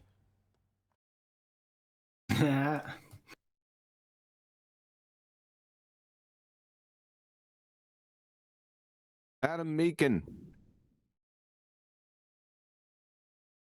Mr. Eraser. Get stuffed! Did you have a good time, mate? Yeah, I had a wonderful time. How's it going, boys? Dude, where was your ball busters? Like, there was not even a premiere. What happened? Was?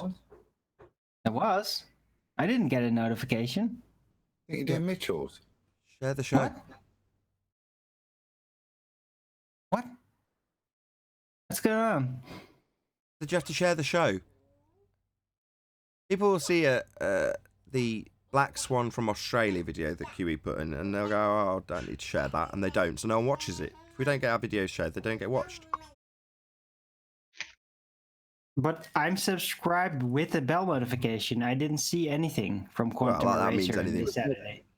I don't even Ballbusters. encourage people to press the bell anymore. I don't think I ever did, because I don't think it ever worked for Flat Earth, ever.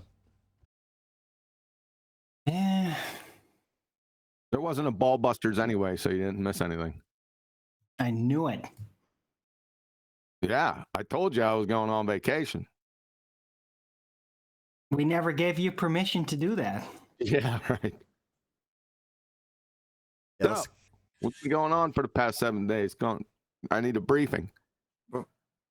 I thought you'd join to talk cars with us. We've No. been discussing our favourite previous motors. obviously, The Ballers have run. you're already aware of the Mitchell from Australia, Australian Black Swan, right? Yep. Also, are you aware of the Alberuni necessity for a flat plane to derive the height of the mountain? Yes. Are you aware that it's the year of the sextant? Yes. You're all cut up. That it? That's it. Are you aware ballers don't turn up anymore because they have no argument? No, but yeah, well, I've been aware of that for a long time. I think you're up to date then. Anti-flat Earth? What about anti-flat Earth? Was that being discussed before you went on holiday? Yes. That's it then. You're all up to date. Well, thank you. Good enough. Actually, I know. Before you went away, America was the leading power in the world. Who is it now? I China. have no idea. It's not you lot, though, anymore. I think it might be the Taliban. Let me get a tissue. You're not disappointed that your heliocentric overlords aren't running the show anymore? I think he has actually gone for tissues. I heard that Branson was grounded because there was something wrong with his original launch. Oh, really? That's how they spun out the narrative. Oh, we'll have to forget about it for another 5 years then. Yeah, that crossed my mind too. Well, while we're speaking about it, I've started a GoFundMe to send a flat earther to a second law of thermodynamics violation. So as soon as they can do that, and then I'll make sure somebody gets to go. I think Nathan's volunteered himself already, hasn't he? No, I put myself down for Narnia. I think if one of us like What's the difference? to go in a vomit comet, or one of the Bezos flying phallus or whatever, I don't think I'd turn it down. I don't think I'm going into a second law violation. I don't think I'm going into space as they carefully mitigate and legally describe the adventure I'll have. You know what I mean? But I'd still do it if that opportunity was there, I think. Would you? See, I recently made a video off the back of Brian pointing out inertia issues with gas having weight. And in that video, I took somebody who's describing themselves as being weightless. And as I was making it, I was thinking, because this isn't appealing to a part of my brain that now tells me that there's a sky vacuum and infinite area to travel through, potential endless possibilities with new worlds and aliens and all that crap, because I haven't got that in my mind anymore, nothing about the vomit comet actually has any appeal anymore. In the same way that when I take my kids to the theme park and they go on Peppa Pig Land or whatever, I have absolutely no desire to go on the things that I went on when I was a kid, i.e. the roller coasters. It doesn't appeal to me anymore. It just doesn't hold any interest. I've done it, I've been on them all. I'm sure there's a few new ones I haven't, but ultimately it doesn't really hold much interest. Likewise, I see the vomit comet as just a fairground attraction. It's not simulating a presupposition of an orbital path falling around Earth perpetually so you're floating, because that's not a possibility. So what is it? Well, it's a bit of brainwashing to convince you that that is something that could occur, 0G, when they convince you that falling is actually ascribable as 0, when you're in movement, whereas being completely stationary, not moving a smegging inch is 1G. You're like, this is us about face makes no sense. But if you're living in that paradigm, I can totally understand the appeal. And back in the day, I'm sure I, had that desire as well. I'd love to get on the Vomit Comet and see what it would be like to be in space. Well, the to be in space bit's not there anymore. What possible desire could I have for it? No, the answer is very limited. I'm with you there. In that sense, in terms of what it would be like to be in space, no. What it'd be like to weightless like that, cool. Because you know what I mean? That's an experience I'd like, but not to reify or pretend I'm a spaceman anymore. But I think the bit that would be interested in is kind of what you described, sitting at the back of planes. Actually, suddenly I'm going up that much higher. And then when somebody says, well, have you been there? Yes, I have. And I've seen how flat it is. It's kind of not just these pictures from balloons that show how flat it is, but I've been and I've seen. And that's what I'd like. You know what I mean? That would be my... But it's not in that space paradigm anymore. It is literally with my observable reality. If I had that opportunity to be that lucky, I'd take the chance.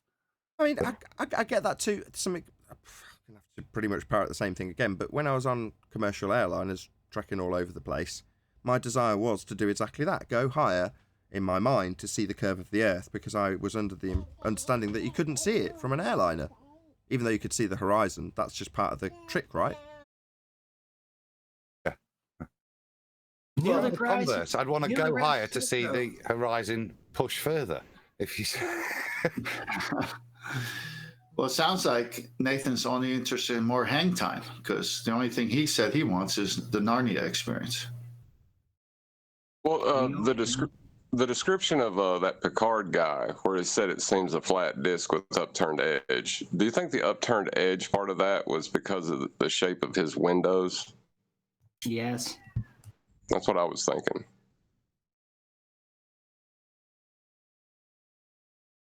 Be right back. It's very simple. You have a circle with the limited the circle of view, the limitation of view. It's a circle. If there's going to be any upturned apparent edges, it's going to be because of lensing. Because it is pretty bland. It's just a circle. Beyond the circle, you don't see anything anymore. There's no warping, upturning, anything, unless that specific trait is caused by the medium you're looking through. Has to be.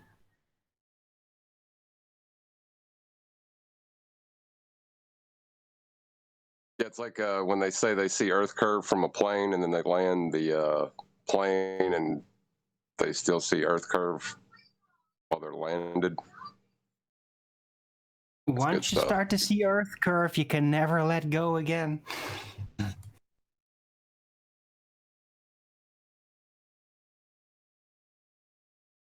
Well, the halo jumpers would know. I actually spoke to one, and he said it looked flat, but he could see the curve. So it was like both positions. What did he say? You're breaking up, John. He said, well, he said it looked flat, but he could see the curve. So I don't even know what that means. Horizon. Like he said both. Yeah, horizon. It looked flat, but you could still see the curve. You could still see the horizon, right? So regardless of how the land appears, he can see the horizon. And in his mind, the horizon is Earth curve.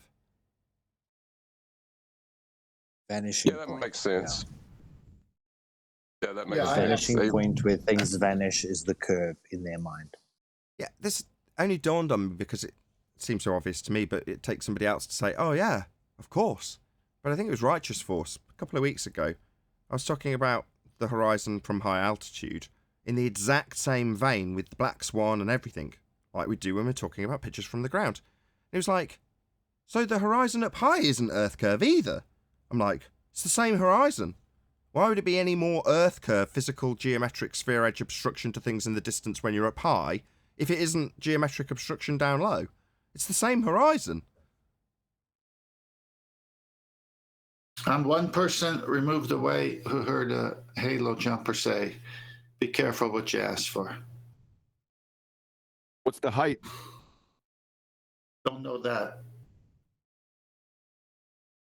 Well, it can't be much greater than, commercial flight, right? Correct. It would have to be under 40,000 probably. But the question was posed, what do you see up there? Answer was, why do you ask? I can't say what the next thing he said. And the answer was, be careful what you ask for. So I don't know, John, who you were talking to, but I got a story that came back with, be careful what you ask for. Which John? Other John. The other John who said the Halo guy said something else. He's got to change his name. Yeah, John's not common enough. You can go beat John. All right, just talk amongst yourselves. John QE and John D. Come on. Gonna visit the John. Yeah, so but I don't know the significance. We need one of you to have an equally popular name. How about one of you's called Mohammed? That's a really popular name. Mohammed and John. What? Mohammed is quite a popular name, you realise. For me. So what's the significance of Halo Jumper's opinion when you could see the same thing in a commercial flight? Precisely. It's just describing something special to something that you do, right? It's the you're supposed to read between the lines. It sounded like a veiled, not a threat. What's the word? But it sounded like, oh, careful what you wish for. What? That's reading between the lines. Yes. Meaning they know. Or I'll go and show you a picture of Earth curve. Well, go on then. Oh, you know what I mean? That's disappointing. I thought you meant he'd, parachute in under the radar and slit his throat or something. That's what I assumed. He's being sarcastic because they've all been up there seeing it, and if you're not careful, he'll show you a picture of this thing from an altitude lower than stuff we've got pictures that show it flat. Careful, I'll show you a picture of the horizon. Look, it's the horizon, take that! Yeah. Yeah, No, Kiwi said it right. What's the difference between a commercial air flight and what we see and a Halo jumper? Nothing. It's the underlying message that he's not saying and the way he answered back, because they know. But if the Earth was a radius of 3959, then even from a 1 foot observer height, we should be able to discern where that horizon is and where the curvature is. And as soon as we take the argument to 30,000 feet, then they say 80,000. And then you get to 80, and then they say 100. And then you get to 120, and then they say 200. So the argument about gaining height to then see the sphericity is sort of fallacious at the start, because it's implying that at some point you will then see the curve. But you should see it from ground level, even at a 1 foot observer height. Yeah, it's the same as 8 inches per mile square. It's not realized, but it's said.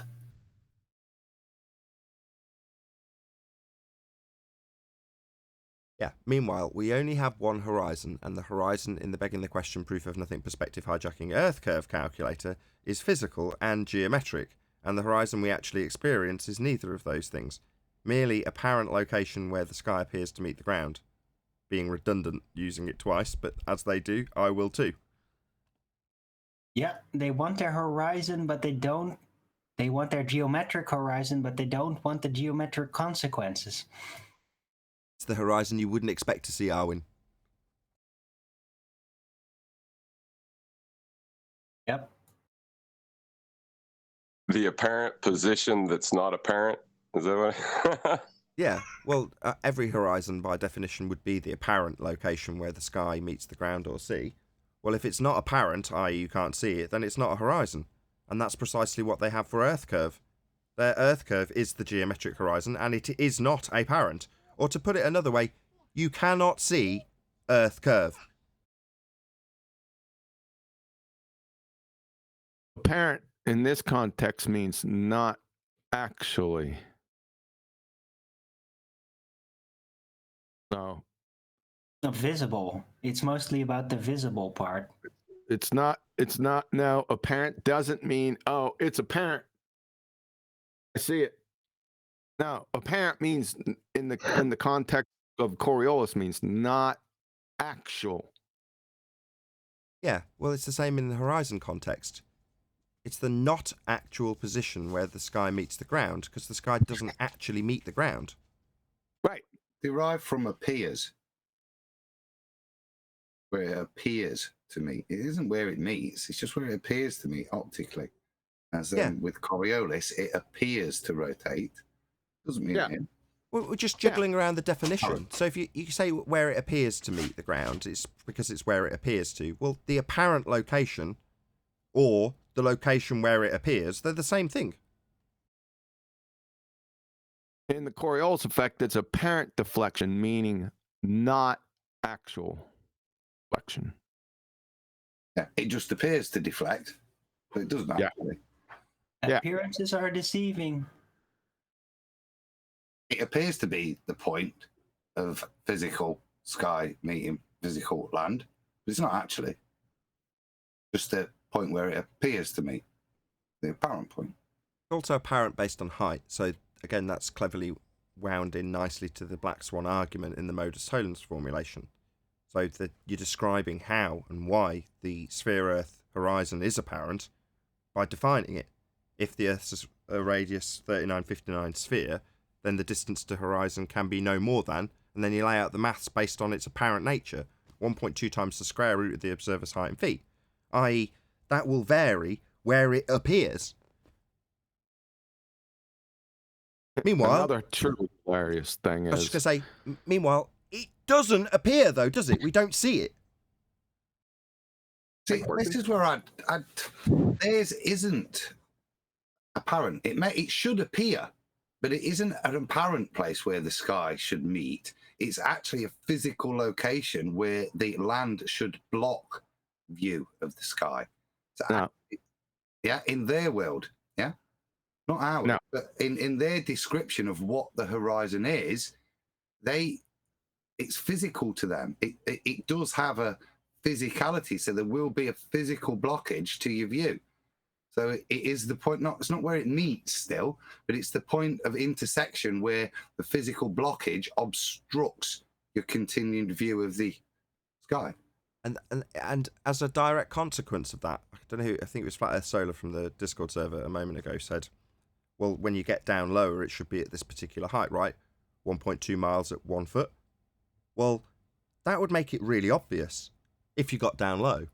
You got down low, and then suddenly the stuff that was 1.2 miles away suddenly disappeared completely from view. And it doesn't happen. You know, Anthony debunked that when he got the Isle of Man, the north end of the Isle of Man, on his belly at the beach. You know, he's lying down in the sand with his camera on a little sandy tripod that he's made. You couldn't get any lower. Can he still see the Isle of Man? Well, yeah, he can. But not so if you've got something that's 1.2 miles away that's physically obscuring your view. And that's what they claim Earth curve is. The physical obstruction at 1.2 miles that would obscure your view by Adam's description, right, Adam? That's the difference to me. Ours can move, based on optics. Theirs can be no more than, because it is defined by an actual physicality. Ours isn't. Ours is all defined by optics, pretty much, height and other parameters, but there's no physicality. There's no real point of intersection. It's only the apparent point. But theirs it has a limit where the apparentness is confined to. You can't have more than 1.2 miles because there is actually something in the way that will create that apparent position from that point on, or should. The irony being, what Adam's now detailing as something that doesn't exist and we don't experience and isn't apparent is the very thing 4 years ago at the start of the debate they were arguing as the proof of its apparent nature when it blocked things. So Adam's description is the same as their description when describing they're begging the question, proof of nothing, perspective hijacking Earth curve calculator. Look out into this picture. look how we have this physical obstruction of things that are beyond this distance. It matches with our begging the question maths in orthographic view that ignores all optics and assumes an R-based physical obstruction at that point that matches this picture. Well, it's got to be a physical obstruction blocking things in the distance then. As soon as it isn't physically blocking things into the distance, it isn't a physical geometric sphere edge claimed to be Earth curve anymore. And that is precisely what the anti-flat earthers tell us. We wouldn't expect to see Earth curve. Nobody claims the horizon is Earth curve. It's like, well, what about when you brought out the maths and told us that the horizon was Earth curve and calculated how much things were blocked by it? Just because we've debunked it, suddenly nobody's claiming that anymore, even though it's the very basis of your belief in a sphere Earth. Yeah, you are claiming the horizon's Earth curve. We've just debunked it. So No, man, they were only considering it. They were just considering it. That's all. I'm pretty sure back when I believed it was a sphere, I would use a tangent to describe the horizon and draw a straight line to it, to describe it as something physical.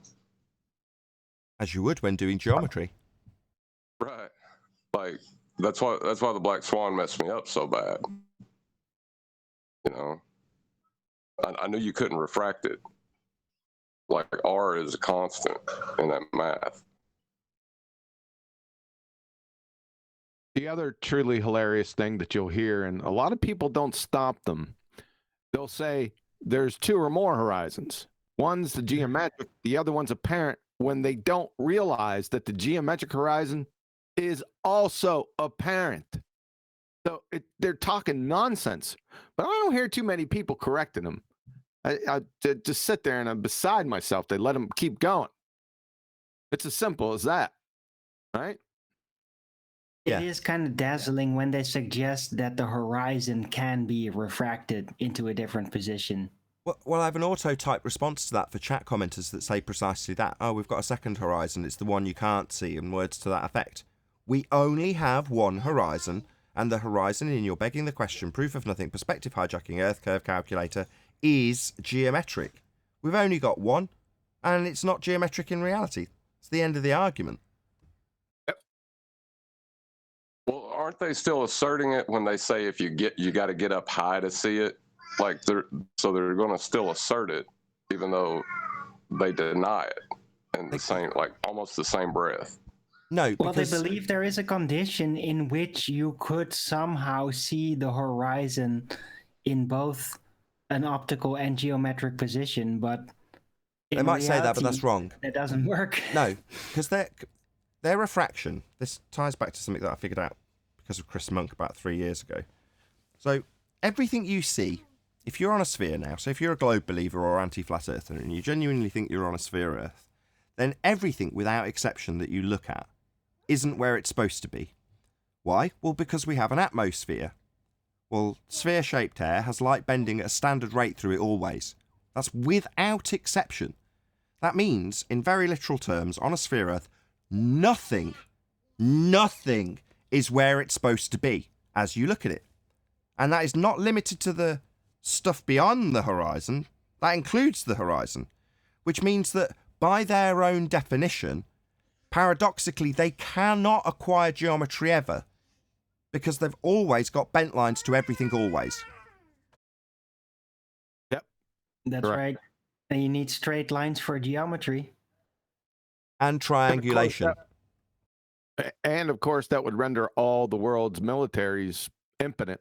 I was going to say, John, surely that explains now why snipers are so well paid. Not only Coriolis do they have to deal with, but the thing ain't even where they're aiming. Yes. Yeah, did you catch on that? I figured that one out like a week ago. Like, wait, snipers, they don't even have to do horizontal alteration because of Coriolis effect, but also they have to aim slightly downwards because the things they're looking at are not in the place they're actually looking at. It's all refracted upwards according to the ball. Does that make the first rule of military? Do not aim at the target. Yeah. It sounds like it, doesn't it, right? It's not where it's supposed to be, so you wouldn't. That would be the first rule if terrestrial refraction was true and we had an atmosphere. It isn't. What we need is, did anybody ever see Battlefield Friends? Anybody ever see that? No. Okay, Battlefield Never. Friends was like a little cartoon that was trying to turn a video game into a storyline that was comedic about people playing the game and various different escapades. But it needs somebody to animate something like that.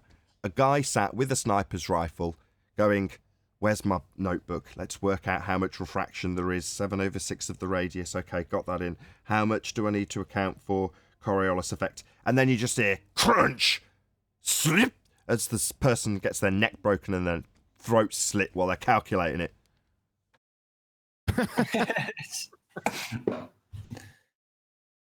Well, if you refracted the horizon, a sextant would be useless too. Yeah, I said that. Triangulation also requires a flat Earth, and you can't acquire anything if everything's not in the position that you say it is because of terrestrial refraction, which applies always. Yeah, quite a dilemma. Well, over the past week, I was making 600-yard shots with a 308 without any adjustments whatsoever. Just look. What, you didn't aim it slightly left or right depending on your orientation? No. And always a little down, right? You have to always aim a little up because the bullet might actually drop during the pathway. But in reality, like, the object you're aiming at is even further down. So you should practically always aim more down the further away the thing you're aiming at is, according to the globe. I'm pretty sure Adam's car is based on a 308. It's just a little compact French sedan, right? Yeah, right. I was Wait, hold about on. to say the same thing. For us English, over here, we don't have access. Like, I saw you with the bow and arrow, which didn't excite me. But when you were saying I'm off to take out some proper guns, so what was it, like? Assault rifle or sniper or what, John? Which one? It was a bunch of different rifles, a bunch of different pistols. Went to pistol range, rifle range, but the archery range was hands down my favorite. So, what's your question? I love archery. Yeah, me too. I was saying, I'm from Nottingham. They had a rack of weapons. Oh, sorry, John. They had a rack of weapons at each range. So there was multiple, at least 6 different weapons at each range. Sounds cool. So which one you want to talk about? Your bolt action 308. Talk about that. What was the make? Bolt action 308. Yeah, it hurls elephants downrange, man. It'll reach out and touch you from long distance. I have one. Yeah. It'll reach out and touch your shoulder too. Here's a bit of advice. Don't schedule the skeet range after the rifle range. Just a pro tip. Thanks for shouldering it, John. Yeah, right. That was a little bit of a mistake on my part. Okay, makes sense. Because the rifles make a lot more impact, right? And I didn't, to the instructors, they had instructors, they're not instructors, they're like guides that are in charge of the range. I didn't start talking about any of that stuff because I know what they would do. They'd just laugh. Coriolis, and I didn't bring it up. Oh, you're feeling some guilt? Dude, me? In You've got your reality, excuses lined up before you even mentioned that this had even occurred. Nobody had said that you should have been talking to them about Coriolis, but you've got your excuses lined up. So, what gives? No, come on, guys. He's anticipating the next question in advance. Flat Earth confessional. Go on. Yeah, but in reality, at a shooting range and professional people that are at shooting ranges, they all know it's about intuition. You don't have to calculate anything in your head because things are not really in their spot. It's all intuitive. You just know, okay, bullets drop a little over distance. You might have to account for wind. That's it. It's all intuition. You don't calculate deviation because things are not in their place. I was just in someone's trophy room a couple of weeks ago, and he goes to Africa on big games, big game trips, and their tours, and they're part of a preserve, I guess, and they could only shoot a certain kind at a certain time, and so it's all to where that animal species can survive. So just in case anyone's worried. Anyway, he showed me his kills. He has them mounted, and they're beautiful, from the hedgehog to all kinds of bigger type of game. And he had a zebra pelt over his pool table as well. So I asked him, I said, when you shoot, what do you do for adjustment? He says, well, we shoot, probably a couple of 100 yards, maybe a little bit more. And, pretty much the round that we're using and the velocity it's going, you just aim where the guy tells you to aim on that specific animal so that you can kill it on the first shot, or try to.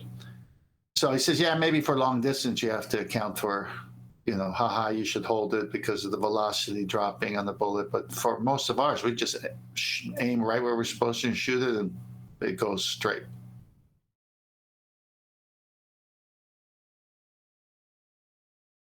Did I hear hedgehog? Yeah. I was artillery. I just and did you pay for that trip? Hedgehog. Is there another name for it?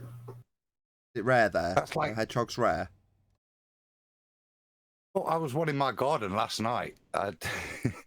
As in a tiny little guinea. No, it's not a guinea pig. It's that big one, that boar looking. It's a big old boar. Oh, warthog. Like warthog. You mean porcupine? No, not porcupine. The warthog. I made the mistake by calling it a hedgehog. Original pig, a wild pig. Oh, right? with tusks, right? Yes. A wild the boar. huge mouth. Wild boar. Yeah, they're big. Yeah. They can kill you. Yeah. I've hit one of them. Don't get them pissed off. They are huge. Huge. Scary. They run around the fields in the house in Italy. You know what I mean? You have to have fences to stop them coming in your garden. But first year, they dug up my bloody around the pool, and so they're huge, like Great Dane size things, but just, yeah, scary as hell, mate. When we've hit one with a car, and you just see them dashing around through the olive fields and stuff, and they scary as hell. They have huge heads. It's like wild boars. Like their head size is unusually large, right? So it's like almost a head on legs, but they can just grow so big. It's freaky. Tasty though, Arwen. Really tasty. So I've heard. Yeah. Cingale, it's called. Yeah. I don't eat pork though. It's not pork. It's cingale. Bacon. No, same genes. Bacon. No bacon. Nope. He doesn't know what he's missing. I'm telling you.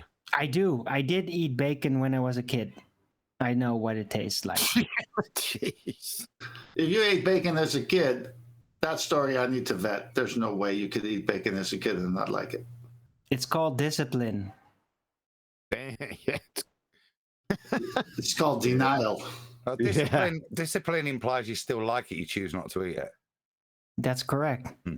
Have you had bacon wrapped dates? Hey, if you don't eat it for a long time, then the threshold for getting to used to it becomes pretty big, though. So I don't really like it anymore that much. But I remember, like, whoa, when I did just chose to eat it, yeah, it's like, oh, bacon, I want the bacon. I remember that.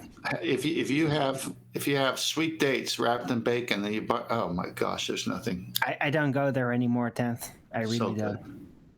Anyone on this panel has had bacon wrapped dates? It's like talking cocktails to an alcoholic now, isn't it?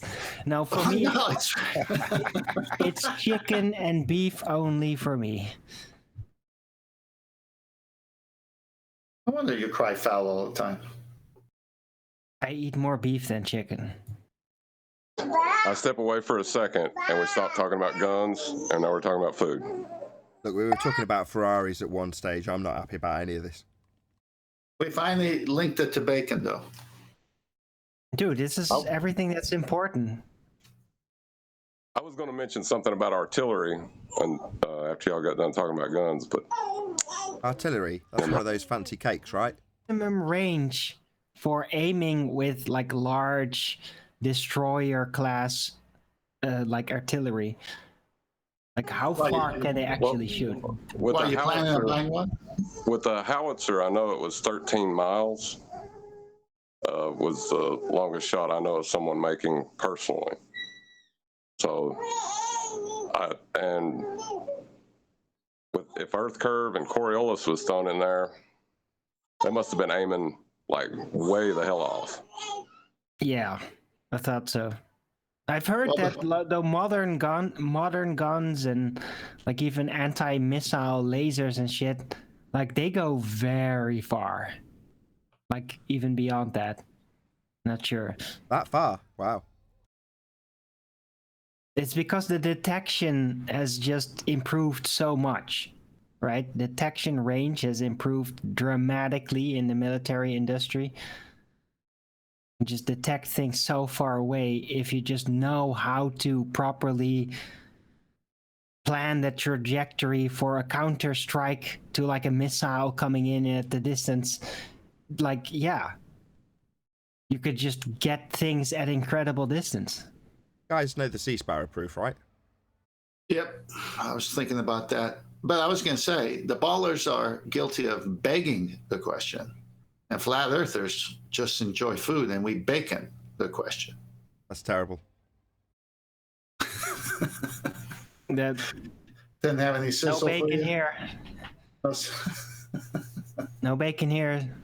Jews and Muslims don't like it. Well, they don't know what they're missing. Yeah, we don't want the Jews to get salty.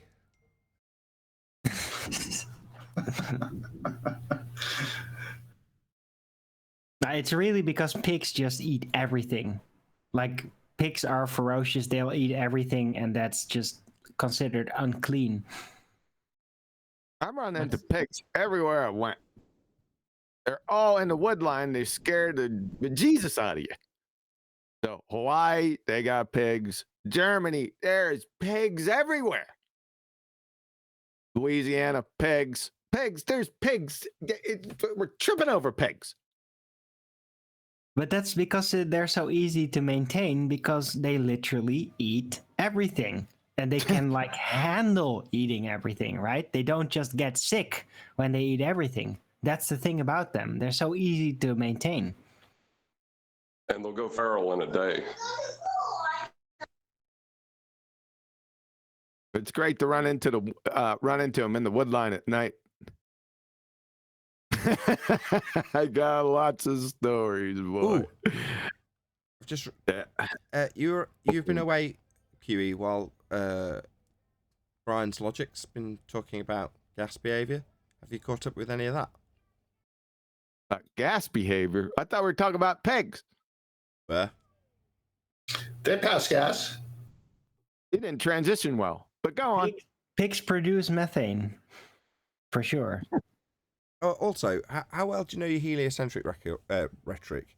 In terms of how, I think it's in a brief history of time, describing how you could how the universe could potentially be folded upon itself, and then a wormhole could link the two layers, and that would ultimately result in you being able to travel great distances in a short period. Brief history of time. Is that Paul Davies or Hawkins? Hawkins. Yeah, okay. Go ahead. Well, I said in that Crocker horse shit that it was a wormhole, and Arwen agrees, but he says that it doesn't have any effect on time. In other words, if you travel through a wormhole, it doesn't actually affect time. And I can't remember to go back and look, or wouldn't know where to begin to look, to be honest. But there we go. Do you know? Yes, I know. I don't go into an imagination land except for, are you talking about that thing like on Contact? No, wormholes in sci-fi mentionings in general, right? Wormholes are always associated with bridging space distances by warping space, but not time, right? Because time rarely gets mentioned during wormholes, even though originally it probably would have been associated with it. but it's kind of been separated within the science fiction lore. So every time it's like, oh, wormhole, that means a bridge in space. You just go that small distance and bend space to get there. Space-time. The paper folding trick and all that. But Bend it's space-time. never, Bend time is never space-time. related. Space-time. It's not just space. You can't have space without time in their fairy tale, though. Exactly. That's exactly what I No, thought. but that's not part of that specific trick lore. Yeah, You know? it is. That's Yeah, why it it is. gets a separate name, the space-time continuum. Space-time. Yeah, but that's the space-time continuum. That's like a Star Trek thing It's when inherent. specifically time Stop. gets involved. It's inherent. It's one of the dimensions in that fairy tale. Yep. But look, the fairy tale is not as consistent as you would think it is. No shit. Yeah, good one. Well, since it's a fairy tale, Arwen's going to get his 2 cents in there. That's just the difference between space-time continuum alterations in which time gets warped and you can suddenly jump to another time and all that weird sci-fi, and a wormhole where literally only the space gets involved. It's only space. It's just from one point to another. There's no suggested time alteration. It doesn't get involved. Are we chatting sci-fi now? Really? Why are we off base? How do Arvin? How do you know that is not involved time in that wormhole? Well, do you know any sci-fi story in which a wormhole gets mentioned and then they remind you, oh, time will be bent? No, they might. Yeah, hold on. They They might say, oh, there is a risk that you could end up in another time as a theoretical concept. They'll definitely forward that. Citation. Let me give you one. Okay. Go on then. So Star Trek, yeah. There's 2 types, exactly what you said, in terms of wormholes. You've got your standard one where there is no time loop and makes it impossible for them to get back, yeah.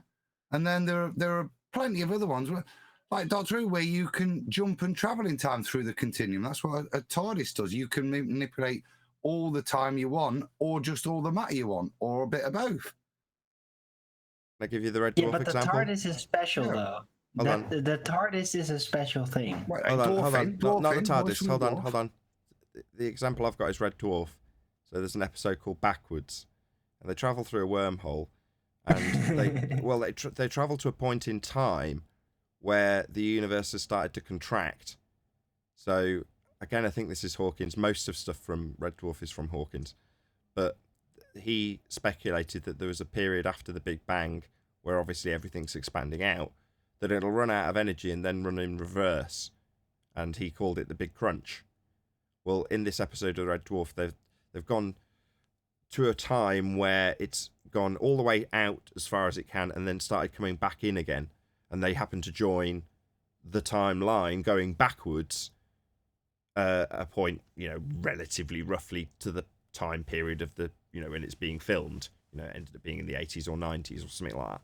But the point is that in that narrative, they're 3 million years into deep space and managed to go through a wormhole and end up at further into the future, but it happens to have then been at the point where time's gone backwards, so it's rolled back to a point that they jump into the timeline. Does that make sense? No, it doesn't, but you know what I mean. Yeah. Another one, Narnia. Narnia has a weird both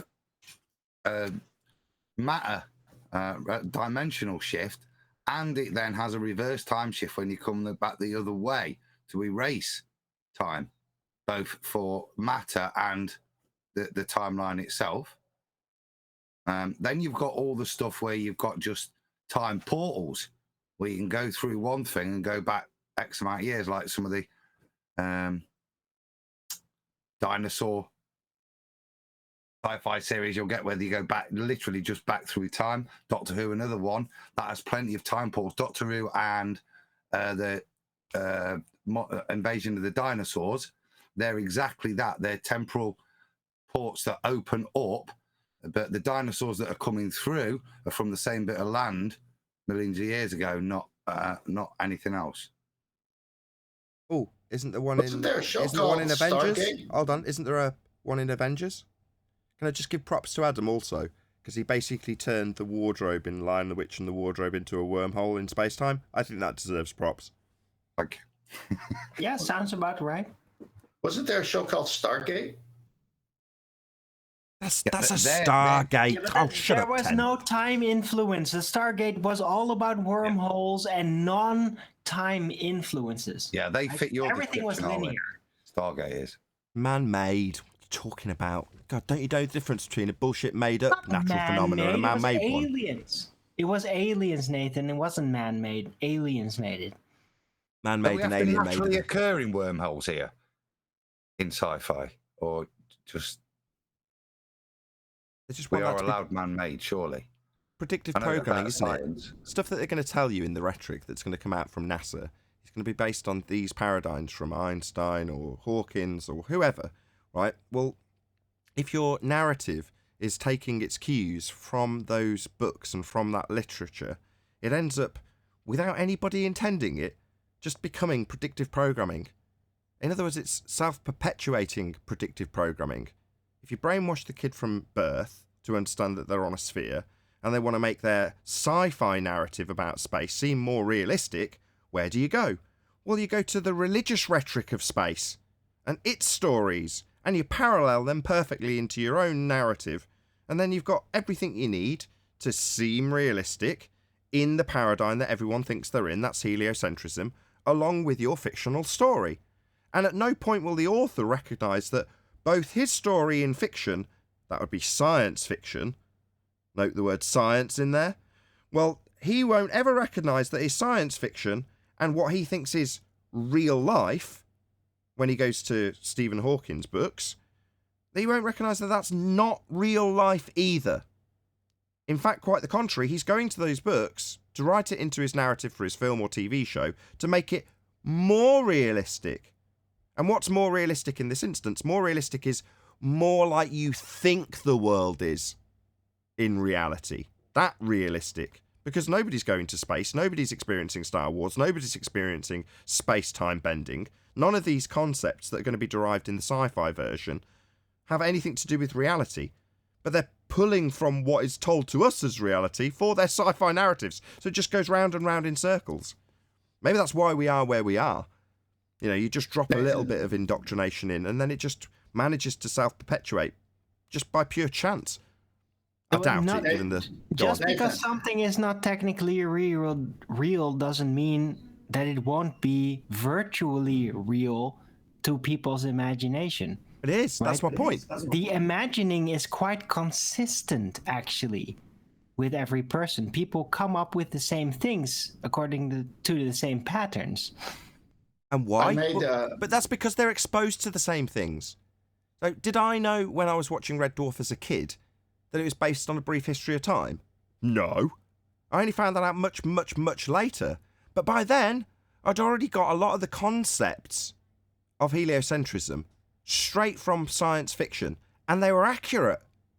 In other words, they were describing these conceptual notions of travelling through wormholes in this example very accurately. Surprisingly accurately. The only bit that was woven in was the sitcom narrative about the characters. But the actual story of travelling through space was based on the stories of space from their Bible. Right. Red Dwarf was made by nerds that really knew their traits. Right? They really knew the space-time. They really knew all the science that was suggested at the time, and they put it all in there. Yeah, so point being then, if you are a nerd like both me and Nathan were with regards to dwarfs, then just by watching the program time after time, suddenly you've got all of this knowledge that is kind of subconscious in terms of your understanding of space-time bending. Yeah, what it all means. It's all then kind of pre-programmed in there. You might not know it. Yeah, but it's already being drilled into you in the form of comedy, but to the point that actually your understanding of the world is shaped in such a way that it's plausible that the cat can go for a pee in backwards world and you see a very surprised face. And that's understood from the physics, the fundamental physics for a nerd. But that's just feeding in. It's realizing Einsteinian ways without you even realizing it. You accept that reality, that first time could run backwards like that, because that's how things work. So all we've got to do is turn it backwards, like is pointed out at the end of time and Stephen Hawking says, so it all makes sense. But you've suddenly got all of that in your noggin. They also dropped in. So just one more thing about, just one more thing about Red Dwarf. They dropped in subtle hints that also were in line with what we discuss. So there's one point where one of the characters is taking an exam to try and outrank his only surviving shipmate, and he's taking the exam, and the guy who's an engineer asks him, "What's Boyle's law?" And the answer he gets is, "Don't eat greasy food." And then he explains to him that he's not taking the engineering exam, he's taking the chef's exam. It doesn't matter what he's going to be, he's going to outrank him, regardless of the fact that the guy's in engineering. And he'll be a chef. He'll still outrank him, so who cares what he's learning? But at the time, they're talking about Boyle's law. Well, what's Boyle's law got to do with space vacuums that they're travelling through? Why would you need to know Boyle's law? Well, you need to calculate the pressure of the ship based on its volume, potentially. Well, that directly relates to the place that they're travelling to, Boyle's law. It often gets referenced. I tend to stick to the second law of thermodynamics, but QE often references Boyle's law and Avogadro's law and various other gas laws that are going to dictate how our world, the one we actually stand on, as opposed to the fake narrative of a sky vacuum with a giant mining ship in it, how that world actually behaves. I was going to say, now I know why we were talking about bacon, because I've just linked space-time to bacon. Wormholes. Wherever there are wormholes, there are picks.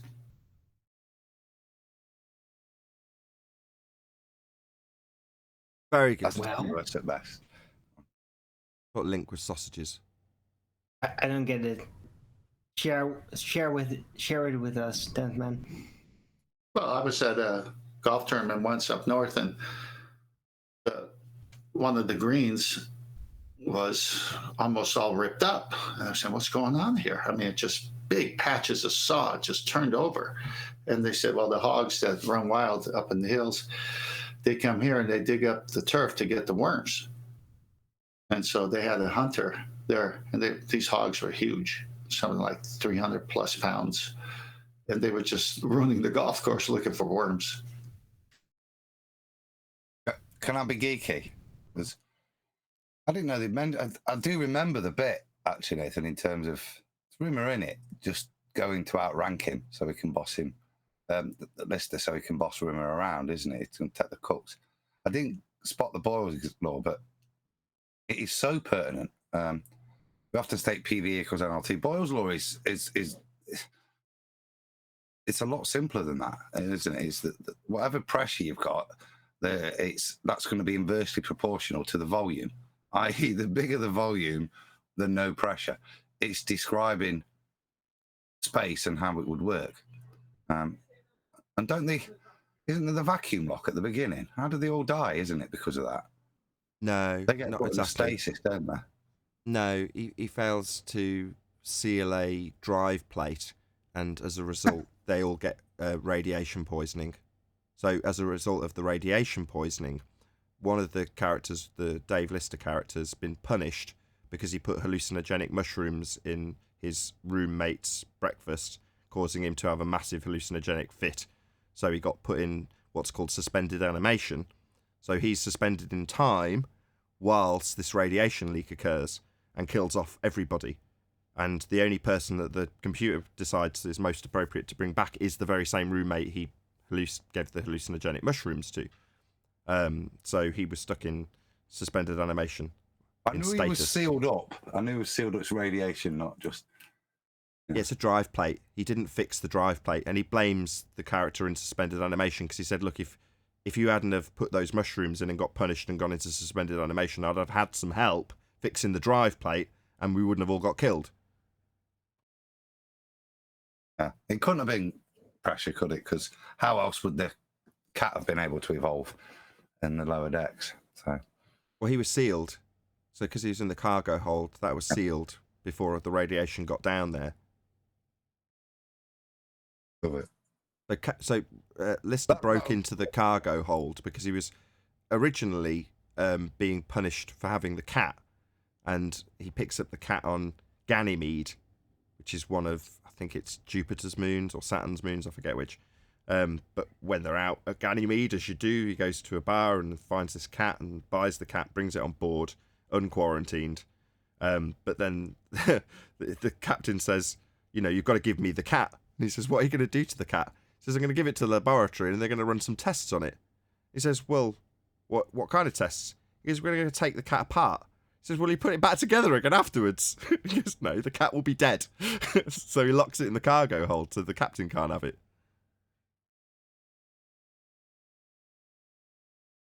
I'll take my hat off. Bigger geek than me, Nate. That's Yeah, you guys were really into space flicks.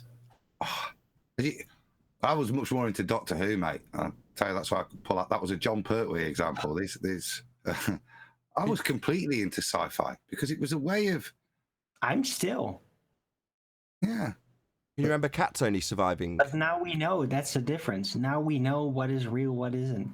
What was Cat's only surviving companion? A character that they very quickly kill off in the first series. But Cat also had a surviving companion. Can you remember who that was? Old cat priest in it. First Correct. An imitation of a Christian priest. Yeah. Because of course their god is Lister, isn't it? Because he's the one that saves them. Yeah. Cloister the stupid, who was frozen in time. So they got this whole resurrection story about Cloister the stupid, who is frozen in time and will come back to save us all, i.e., like Jesus coming back, which is now, right? A lot of people think it's end times. Maybe we'll have Cloister the stupid return. Back through. That's an interesting picture that's up on your screen right now, Nathan, as you talk about this. What, me? Jesus is coming back right now through all of us. Right? He told us, you will move beyond me even. Right? So he's just asking you to follow in his footsteps to realize what he knew and what he was trying to share. That's not the coming back we're talking about here. We're talking about the end times, as Nathan referenced. It's the apocalypse. It's the awakening. The No, the apocalypse is going to be, yeah, it's going to be awakening, but not the kind of awakening you think. That's what apocalypse means. Yeah, I know, but the context, what is it? It's we are it. We are the awakening. So you're right. So we're at the end times. So they're going to have a mark, and you can't buy or sell without it. And then all the judgments of God will come down. Yeah, that's the way the Bible says. We will have our answer within the awakening. We already have the answer. He is the answer. He says he's the way, truth, and life. We're talking about judgment. The time is running out.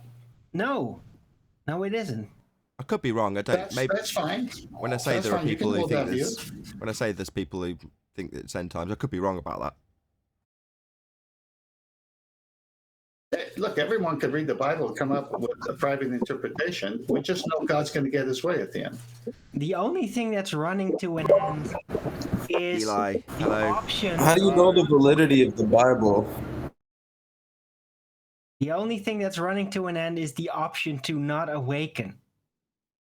Okay, that's what that means. So long as you don't take the Bible to interpret that's what the Bible is saying, because that's not what it is saying. You don't have to argue about what it is saying. It says what it says, but you can believe what you want to. Just like people who believe in the scripture can believe what they want to. No need to argue over it. Let's slow it down. What did Jesus say when he was asked that question? That even he didn't know. when that time would be. So why do we? Didn't he say don't be deceived? Life's pretty We shit. know we're awakening. Well, hold up, Arwin, I'm talking. Sorry. Why do we now, arrogant man, because we look around and say it's wank, go, oh, it definitely means it must be now. Even Jesus said, I don't know. It's not for him to decide. It wasn't for his... Adam, are you a Christian, Adam? No, I'm not. Not in the sense that So- a Christian. Okay, so you're not say a Christian. Let me finish.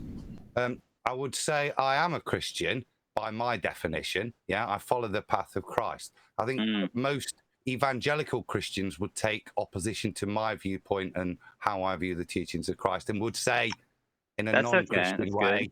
I'm not a Christian. Yeah. Did you want to pipe up Noah? Is it Noah 808? Boom, boom, boom. Yo, yeah. So how do we know the validity of the Bible? Like, how do we know it's not just a Roman, like story to keep people from revolting, or like a Greek story? Because like, there's a lot of research that says that the Greeks created Hebrew, and there was no Hebrew people before the Greeks. Preserved by God's providence. Hold on. Who wants to answer that? Yeah, just quickly, because you can rebut this all day. So accept it or don't accept it. It doesn't matter. Even if it was, right, its purpose is to connect you with the gift that Christ gave you, which is spirit. So read it, right, and spirit will guide you enough for you to not really have to worry too much about it, yeah? Listen to what resonates in you from the spirit, yeah? Don't, yeah, for your own personal development. You want to go and analyze it historically, yeah? That still shouldn't weaken when you're communing with God, the message you get. The kind of do as thou wilt sort of thing. No, I can pick it back. Right. Can I propose something? Well, you just heard me say it. Look, hold on. Look, I completely ruined Adam's point, so I'm going to let him respond to what I said because I was gone. Well, no, like I say, I read the Bible. I don't hold it as the given word of God. I think I could probably be the most critical. I was last night. I spent 2 hours, as going through the differences between Jesus, John the Baptist, and Paul's teachings. Well, the two I can't say the word apocryphal ways that John the Baptist and Paul view things, and the teachings that it relates to what Arwen's saying. The teachings that if you listen to Jesus, they're all about the seed and sowing. Well, seed and sowing is about growth and the kingdom growing through.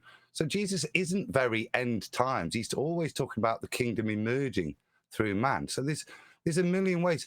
I don't think I'm ever going to get to the correct doctrine, but what I do have is the gift from Christ of spirit. So I can read these things. I can read the Quran, and I can still, listen to God. And that's the gift that the Bible gives to me. However you want to then attack it as a historical document, which is separate. Okay. All of that. Okay, hold on. Pope, did you want to respond to that? There wasn't Pope that asked the question. Could he say the question again, please? Oh, it was Noah. My bad. Are you asking me? Yes, I think he is. For a question? He's saying, can you? Yeah, repeat my the question is like, how do we know that the book wasn't written as like a way to control? Like, how do we know that since the Greeks created Hebrew, how do we know they didn't create the Old Testament as like a slave doctrine for their Hebrew slaves? And then how do we know that when the Romans conquered the Greeks, they didn't just create the New Testament as a new slave doctrine? Because We have the Christian God of logic. Logical inference implies that you can't One know at a things. time. Hold on. Oh my God. One at a time. Pope jumped into answering. Just let him. Go ahead, Pope. Well, I think that the Christian God of logic, you can directly observe an inference from which everything relies on certain premises. Sin get in before me? Logical premise. I thought QE was going Jesus next. Christ. Yeah, Tony, Why don't you be a crybaby? Just let him Go ahead. finish. I'll go to you after QE. Promise. Well, I'm just saying that the logical premise of it, logic in and of itself gives you the premise from which certain things can be true. If God is true and he's the fundamental precondition of all facts, you can safely assert that something has to be absolutely true for you to determine anything else. Right. But how do you know that the Bible has to be absolutely true? How do you know? Because there's been many. Because it's the only coherent religion of the There's been rest. many different translations over time, and many different like arguments, and many additions and taking out of the books. So like, if this was indeed the creator of the universe or this realm or world, if he created that, why would he give us a book that keeps changing over time? Why wouldn't he just, create some unfallible tablet? You know what I mean? Like, it doesn't make any sense that Okay, hold on. Before chaos descends. Hold on. Hello, Kiwi, you're next in line. Go ahead. Yeah, first, I'd like to be. I was going to bring this up before in a different subject, but when you speak, try to be as concise as possible, right? In your question and your answers. Don't go on and on and on and on, right? Even if your response, your question or answer is substantive, right? As soon as I hear somebody keep going on and on and on, not being concise, a weathered eye raises. And I think it's bullshit. So please try to be concise, ask your questions, and give your answers in a concise fashion. And the less words as possible. Is that too much to ask? Okay. Eli, before you do answer, Eli, go ahead. No, I wasn't done. My bad. I thought that was your concise. Oh, my bad. This is John we're talking about. I just had to get that out of the way. We'll talk more about that as the days go forward. His question is, how do you know it's just not man's creation rather than the creators? Essentially, besides all the other created Roman bullshit, right? Essentially. So my statement to that is prophecy. That's how you know. I mean, there's a lot of, I could go into other different aspects that would show you, but if I had to be concise and say prophecy. Good. After Eli, then. Okay. That's it. Can't you write prophecy along the way, though? It only takes a few generations, and then you can have prophecy written for that. No, you can't. Not in these certain prophecies that I have. No. Can I hear some prophecies? It's not just one. Hold on. Eli's been waiting patiently for about 10 minutes. Thank you. Well, my answer to that is a question, actually. Which one of the 10 commandments would you like to do away with? If we were just I'm not saying that on the 10. I'm not saying the 10 commandments are a bad idea. Don't dodge, because I don't understand when you say, how do we know that it's not a doctrine to enslave people? I don't care what people have used it and interpreted it for. When I read it, I know what it's saying. So which one of those should I not do? Which one is a good idea to throw in the trash bin? All right, there's your answer. I'm done. Can I give a little fact here? Just a short tidbit that might be important. You can. Hold on. Unless Stacey, was it Stacey? Well, and Elijah knows I love his perspectives and everything, but I don't think that was the question. And in general, I think I agree. The 10 Commandments are wonderful. We can go down that path and everything. That I don't disagree, right? But at the same time, when we're talking about proving things of reality, I think that's where we're at. Not necessarily that there isn't something going on. There's creation. There's a higher power. I think a lot of us believe that. But when we're trying to dictate who, what, that's a little bit tricky right there, because we've been lied to. We all know and hear about our history and our past. So yeah, it's tricky. And I don't want to go down the path of saying, I know for a fact that I could tell you who it is. I can only give you my journey and my spirituality. That's it. Okay. Hold on. Everyone else, hold on. 10th man next, please. Go ahead, 10th. Yeah, there's many caveats to this, but the most important is the Bible is not one book. It's not one author. It's over 40 different human authors that were inspired by the Holy Spirit. It's over 66 books. It spans 48, by the way. What? Again, Stacey? Anyway, it's 66 books in the canon of the Bible. It's over 40 authors, thousands of years apart from each other. QE said the main one, which denotes God's involved, is prophecy. But, all you got to do is go to the Smithsonian and ask them what book they use for archaeology, and they always found it to be true. It's the Bible.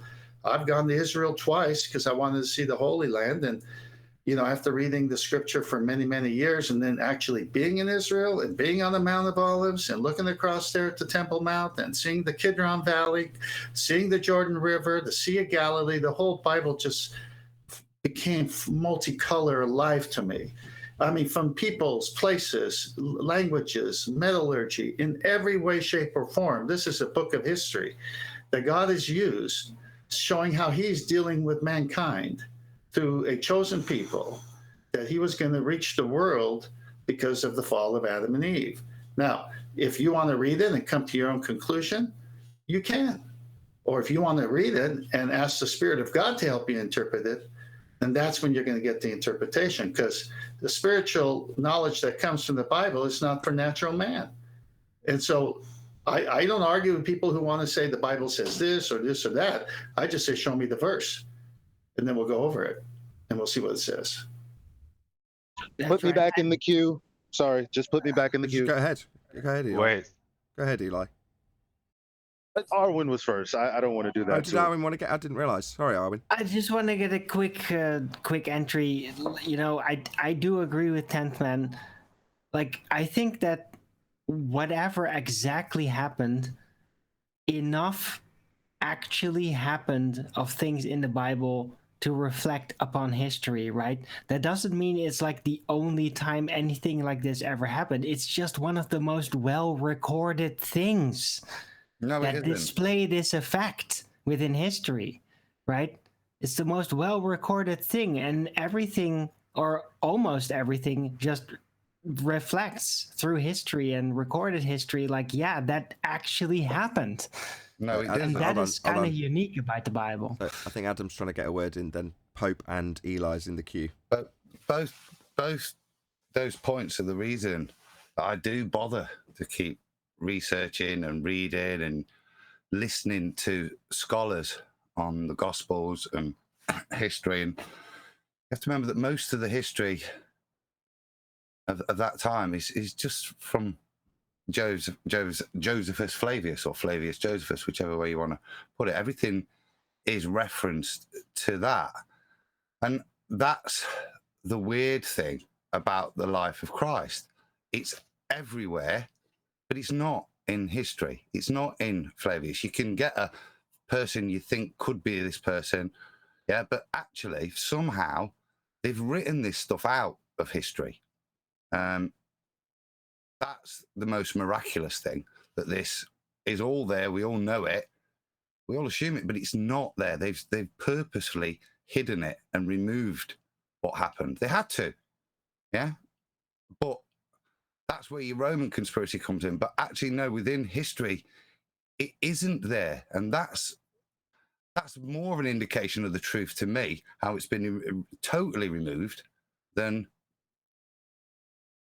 supported historical documents are always subject to bias anyway. Do you know what I mean? But the simple fact that it's not there, it has lends so much credence, and that to me, is kind of the counter opposite. But I'm still saying it's true. But do you get me? Actually, there's very little there. Well, maybe if you're going to look at it from that perspective, then maybe it's an echo of something else. But the thing about the entire story is that Jesus just hits on this frequency of doing things that is so pure, that is so rounded, so well thought out. Like, you can have endless discussions to try and unseat it, to try and find some kind of weakness, and it's just really difficult. It's really difficult because the implications of everything he said, whether he actually was a person in that time saying it, or an echo of another person or entity in the past that have said that, right? It's very hard to tell. Just the quality of the messages of Jesus are so profound. It almost, to me personally, it doesn't matter anymore whether he really was a person doing that. The message is the answer. Eli, did you want to add your two pennyworth? Yes. So his question was, how do we know that the word wasn't written to enslave people? That's the gist that I got from his question. So my response to that is a question: where did God instruct people to enslave other people? So I'm asking you why your question is valid. Have you considered it? Is it based on what? Yeah. I think that's to you, Noah. Okay, so there's a couple different ones. I think the prophecy would be the most evidence you could show me in response. But I'll go into the other one, like saying, oh, the 10 Commandments, look at them. Which one do you want to get rid of? Well, you could. Men can come up with a lot of good ideas. What's to say a man didn't come up with the 10 Commandments? Is it that far of a stretch I'm of the speaking to the imagination bad think idea someone- that where does it say to do bad things? That's my only question. Are you the person that asked for the 10 Commandments?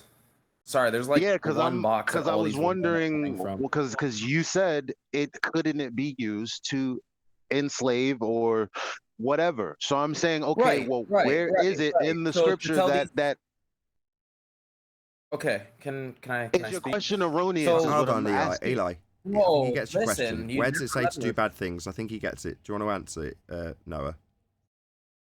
So I'm not saying that the Bible. I'm not saying that the Bible says go and enslave people, although, like, I think it's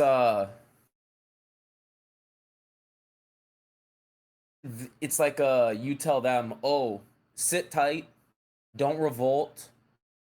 Your savior is coming. Don't do anything. The savior's coming, and then people just, cross their arms, wait, and never do anything about the tyranny because they're too busy waiting for a savior that the rulers made up.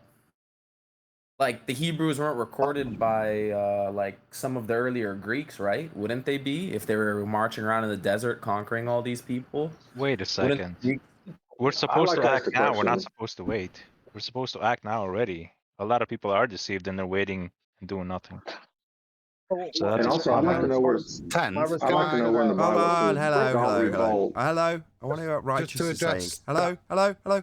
Yeah. Righteous, do you want to just round out your point? Well, he created a straw man. We're not supposed to just sit on our laurels and wait. We're supposed to be actually moving and acting and doing his will on earth right now. So what he and said was Exodus is wrong. an example of that, right? Righteous? Exodus is literally an example of them not sitting on their butts and waiting. Literally the first account of. If I can get just one thing across and then I'm done. And to answer this question, like faith comes by hearing. It's like faith is a choice. So seeing is not believing, believe it or not. Faith is a choice. Like everything comes down to faith. Like everything you believe right now is faith. So it's a choice. So No, what's it's the right choice? It's What not brings people faith, to it's God? choice. It's choice. on. It's not Let me- faith. let me- It's let me- choice. let me- It's choice. Can I get I'm something in? saying faith and anyways, let me continue.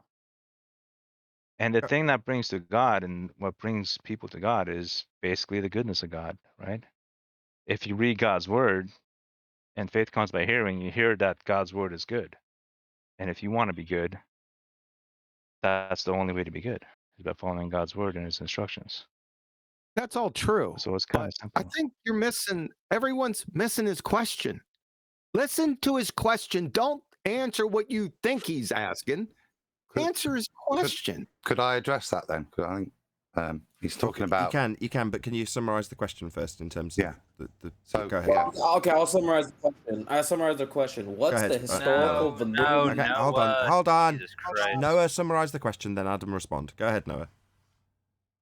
What's the historical, like, you can't go into the book and prove it. You're gonna have to find something outside of the book to reference to the book to, right? Like, what's the historical validity that there were Israelites before a certain period when Herodotus doesn't really write about it? Like, how do we know that these people actually existed? How do we know they weren't just Egyptian? Perfect. How do we know that the Greeks Okay. didn't just come into Okay, Egypt? thank you. We've got enslave enough. them? We've got enough. It's a good enough summary. Thank you very much. Go ahead, Adam. Well, that's a slightly different question, but That's a slightly different question. Correct, Adam. You're slightly off from your original question, Noah. no, I'll Go come ahead, to Adam. that. I just would like to address the point which I understood it got to, which was in terms of as a Christian or a follower of Christ, should we be sitting there like some passive thing because that's what doctrine teaches us? And I would refer to some of the limited stuff about the life of Christ. He's described as a rebel. Yeah, there's a number of times where his behavior is not commensurate with sometimes the saintly figure the church portrays. There were times when he stood up and did action that was necessary. He didn't justify just laying down passively. There were times when action was needed. Sometimes you got to rip a temple up. Yeah. It's not to say you should go around ripping temples up, but if that is the correct course of action, then sometimes you've got to do that. So just to address that, there's plenty in there. If you read the Bible properly and don't just listen to doctrine, that will guide you in your actions. The other point in terms of the placement of all these things, no, I don't think there's no such thing as an Israelite, even in its sense back then.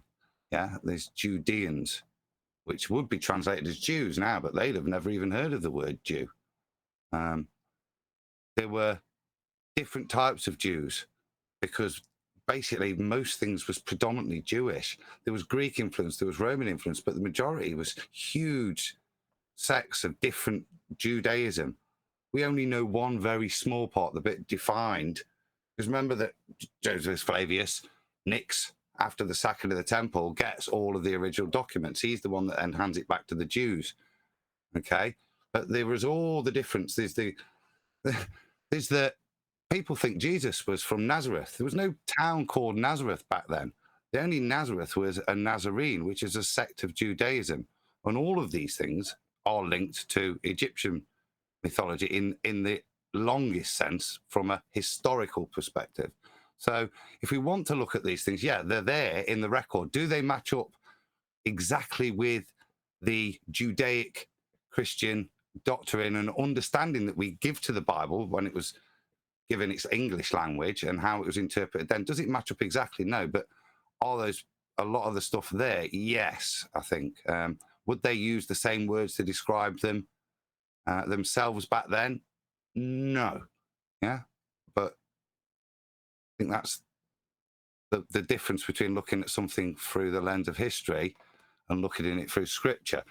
Scripture isn't there to teach you the historical narrative. It can be validated to show the stories occurred, but I think in a lot of the times the way stuff's written, both scripture and historical, they're written with historical narrative. So the way they describe things aren't even necessarily the way they happened, because they're there to liken to previous historical things, so to show the majesty of a person. So there's all of that in there, and that's some of the glory of the Bible. You can get all of that, but you get a strong spiritual message out of it when you read it. But simply put, yeah, the people are there, but not as we would understand it from our Sunday school Bible lessons to match the two up historically and Bible narrative, I'd say. With that, I'm going to say a huge, massive, enormous thank you to both Discord and G+ panels for making today's after show possible. And of course, a massive thank you to all of you in either Nathan Oakley 1980 or Nathan Oakley Premiering streams for hopefully smashing the super chat, liking, commenting, sharing, subscribing, and all that good stuff. Also, below this video, you can get £50 for swapping your UK electricity supplier to Octopus Energy. I've been Nathan Oakley, and I will see you all in the next video.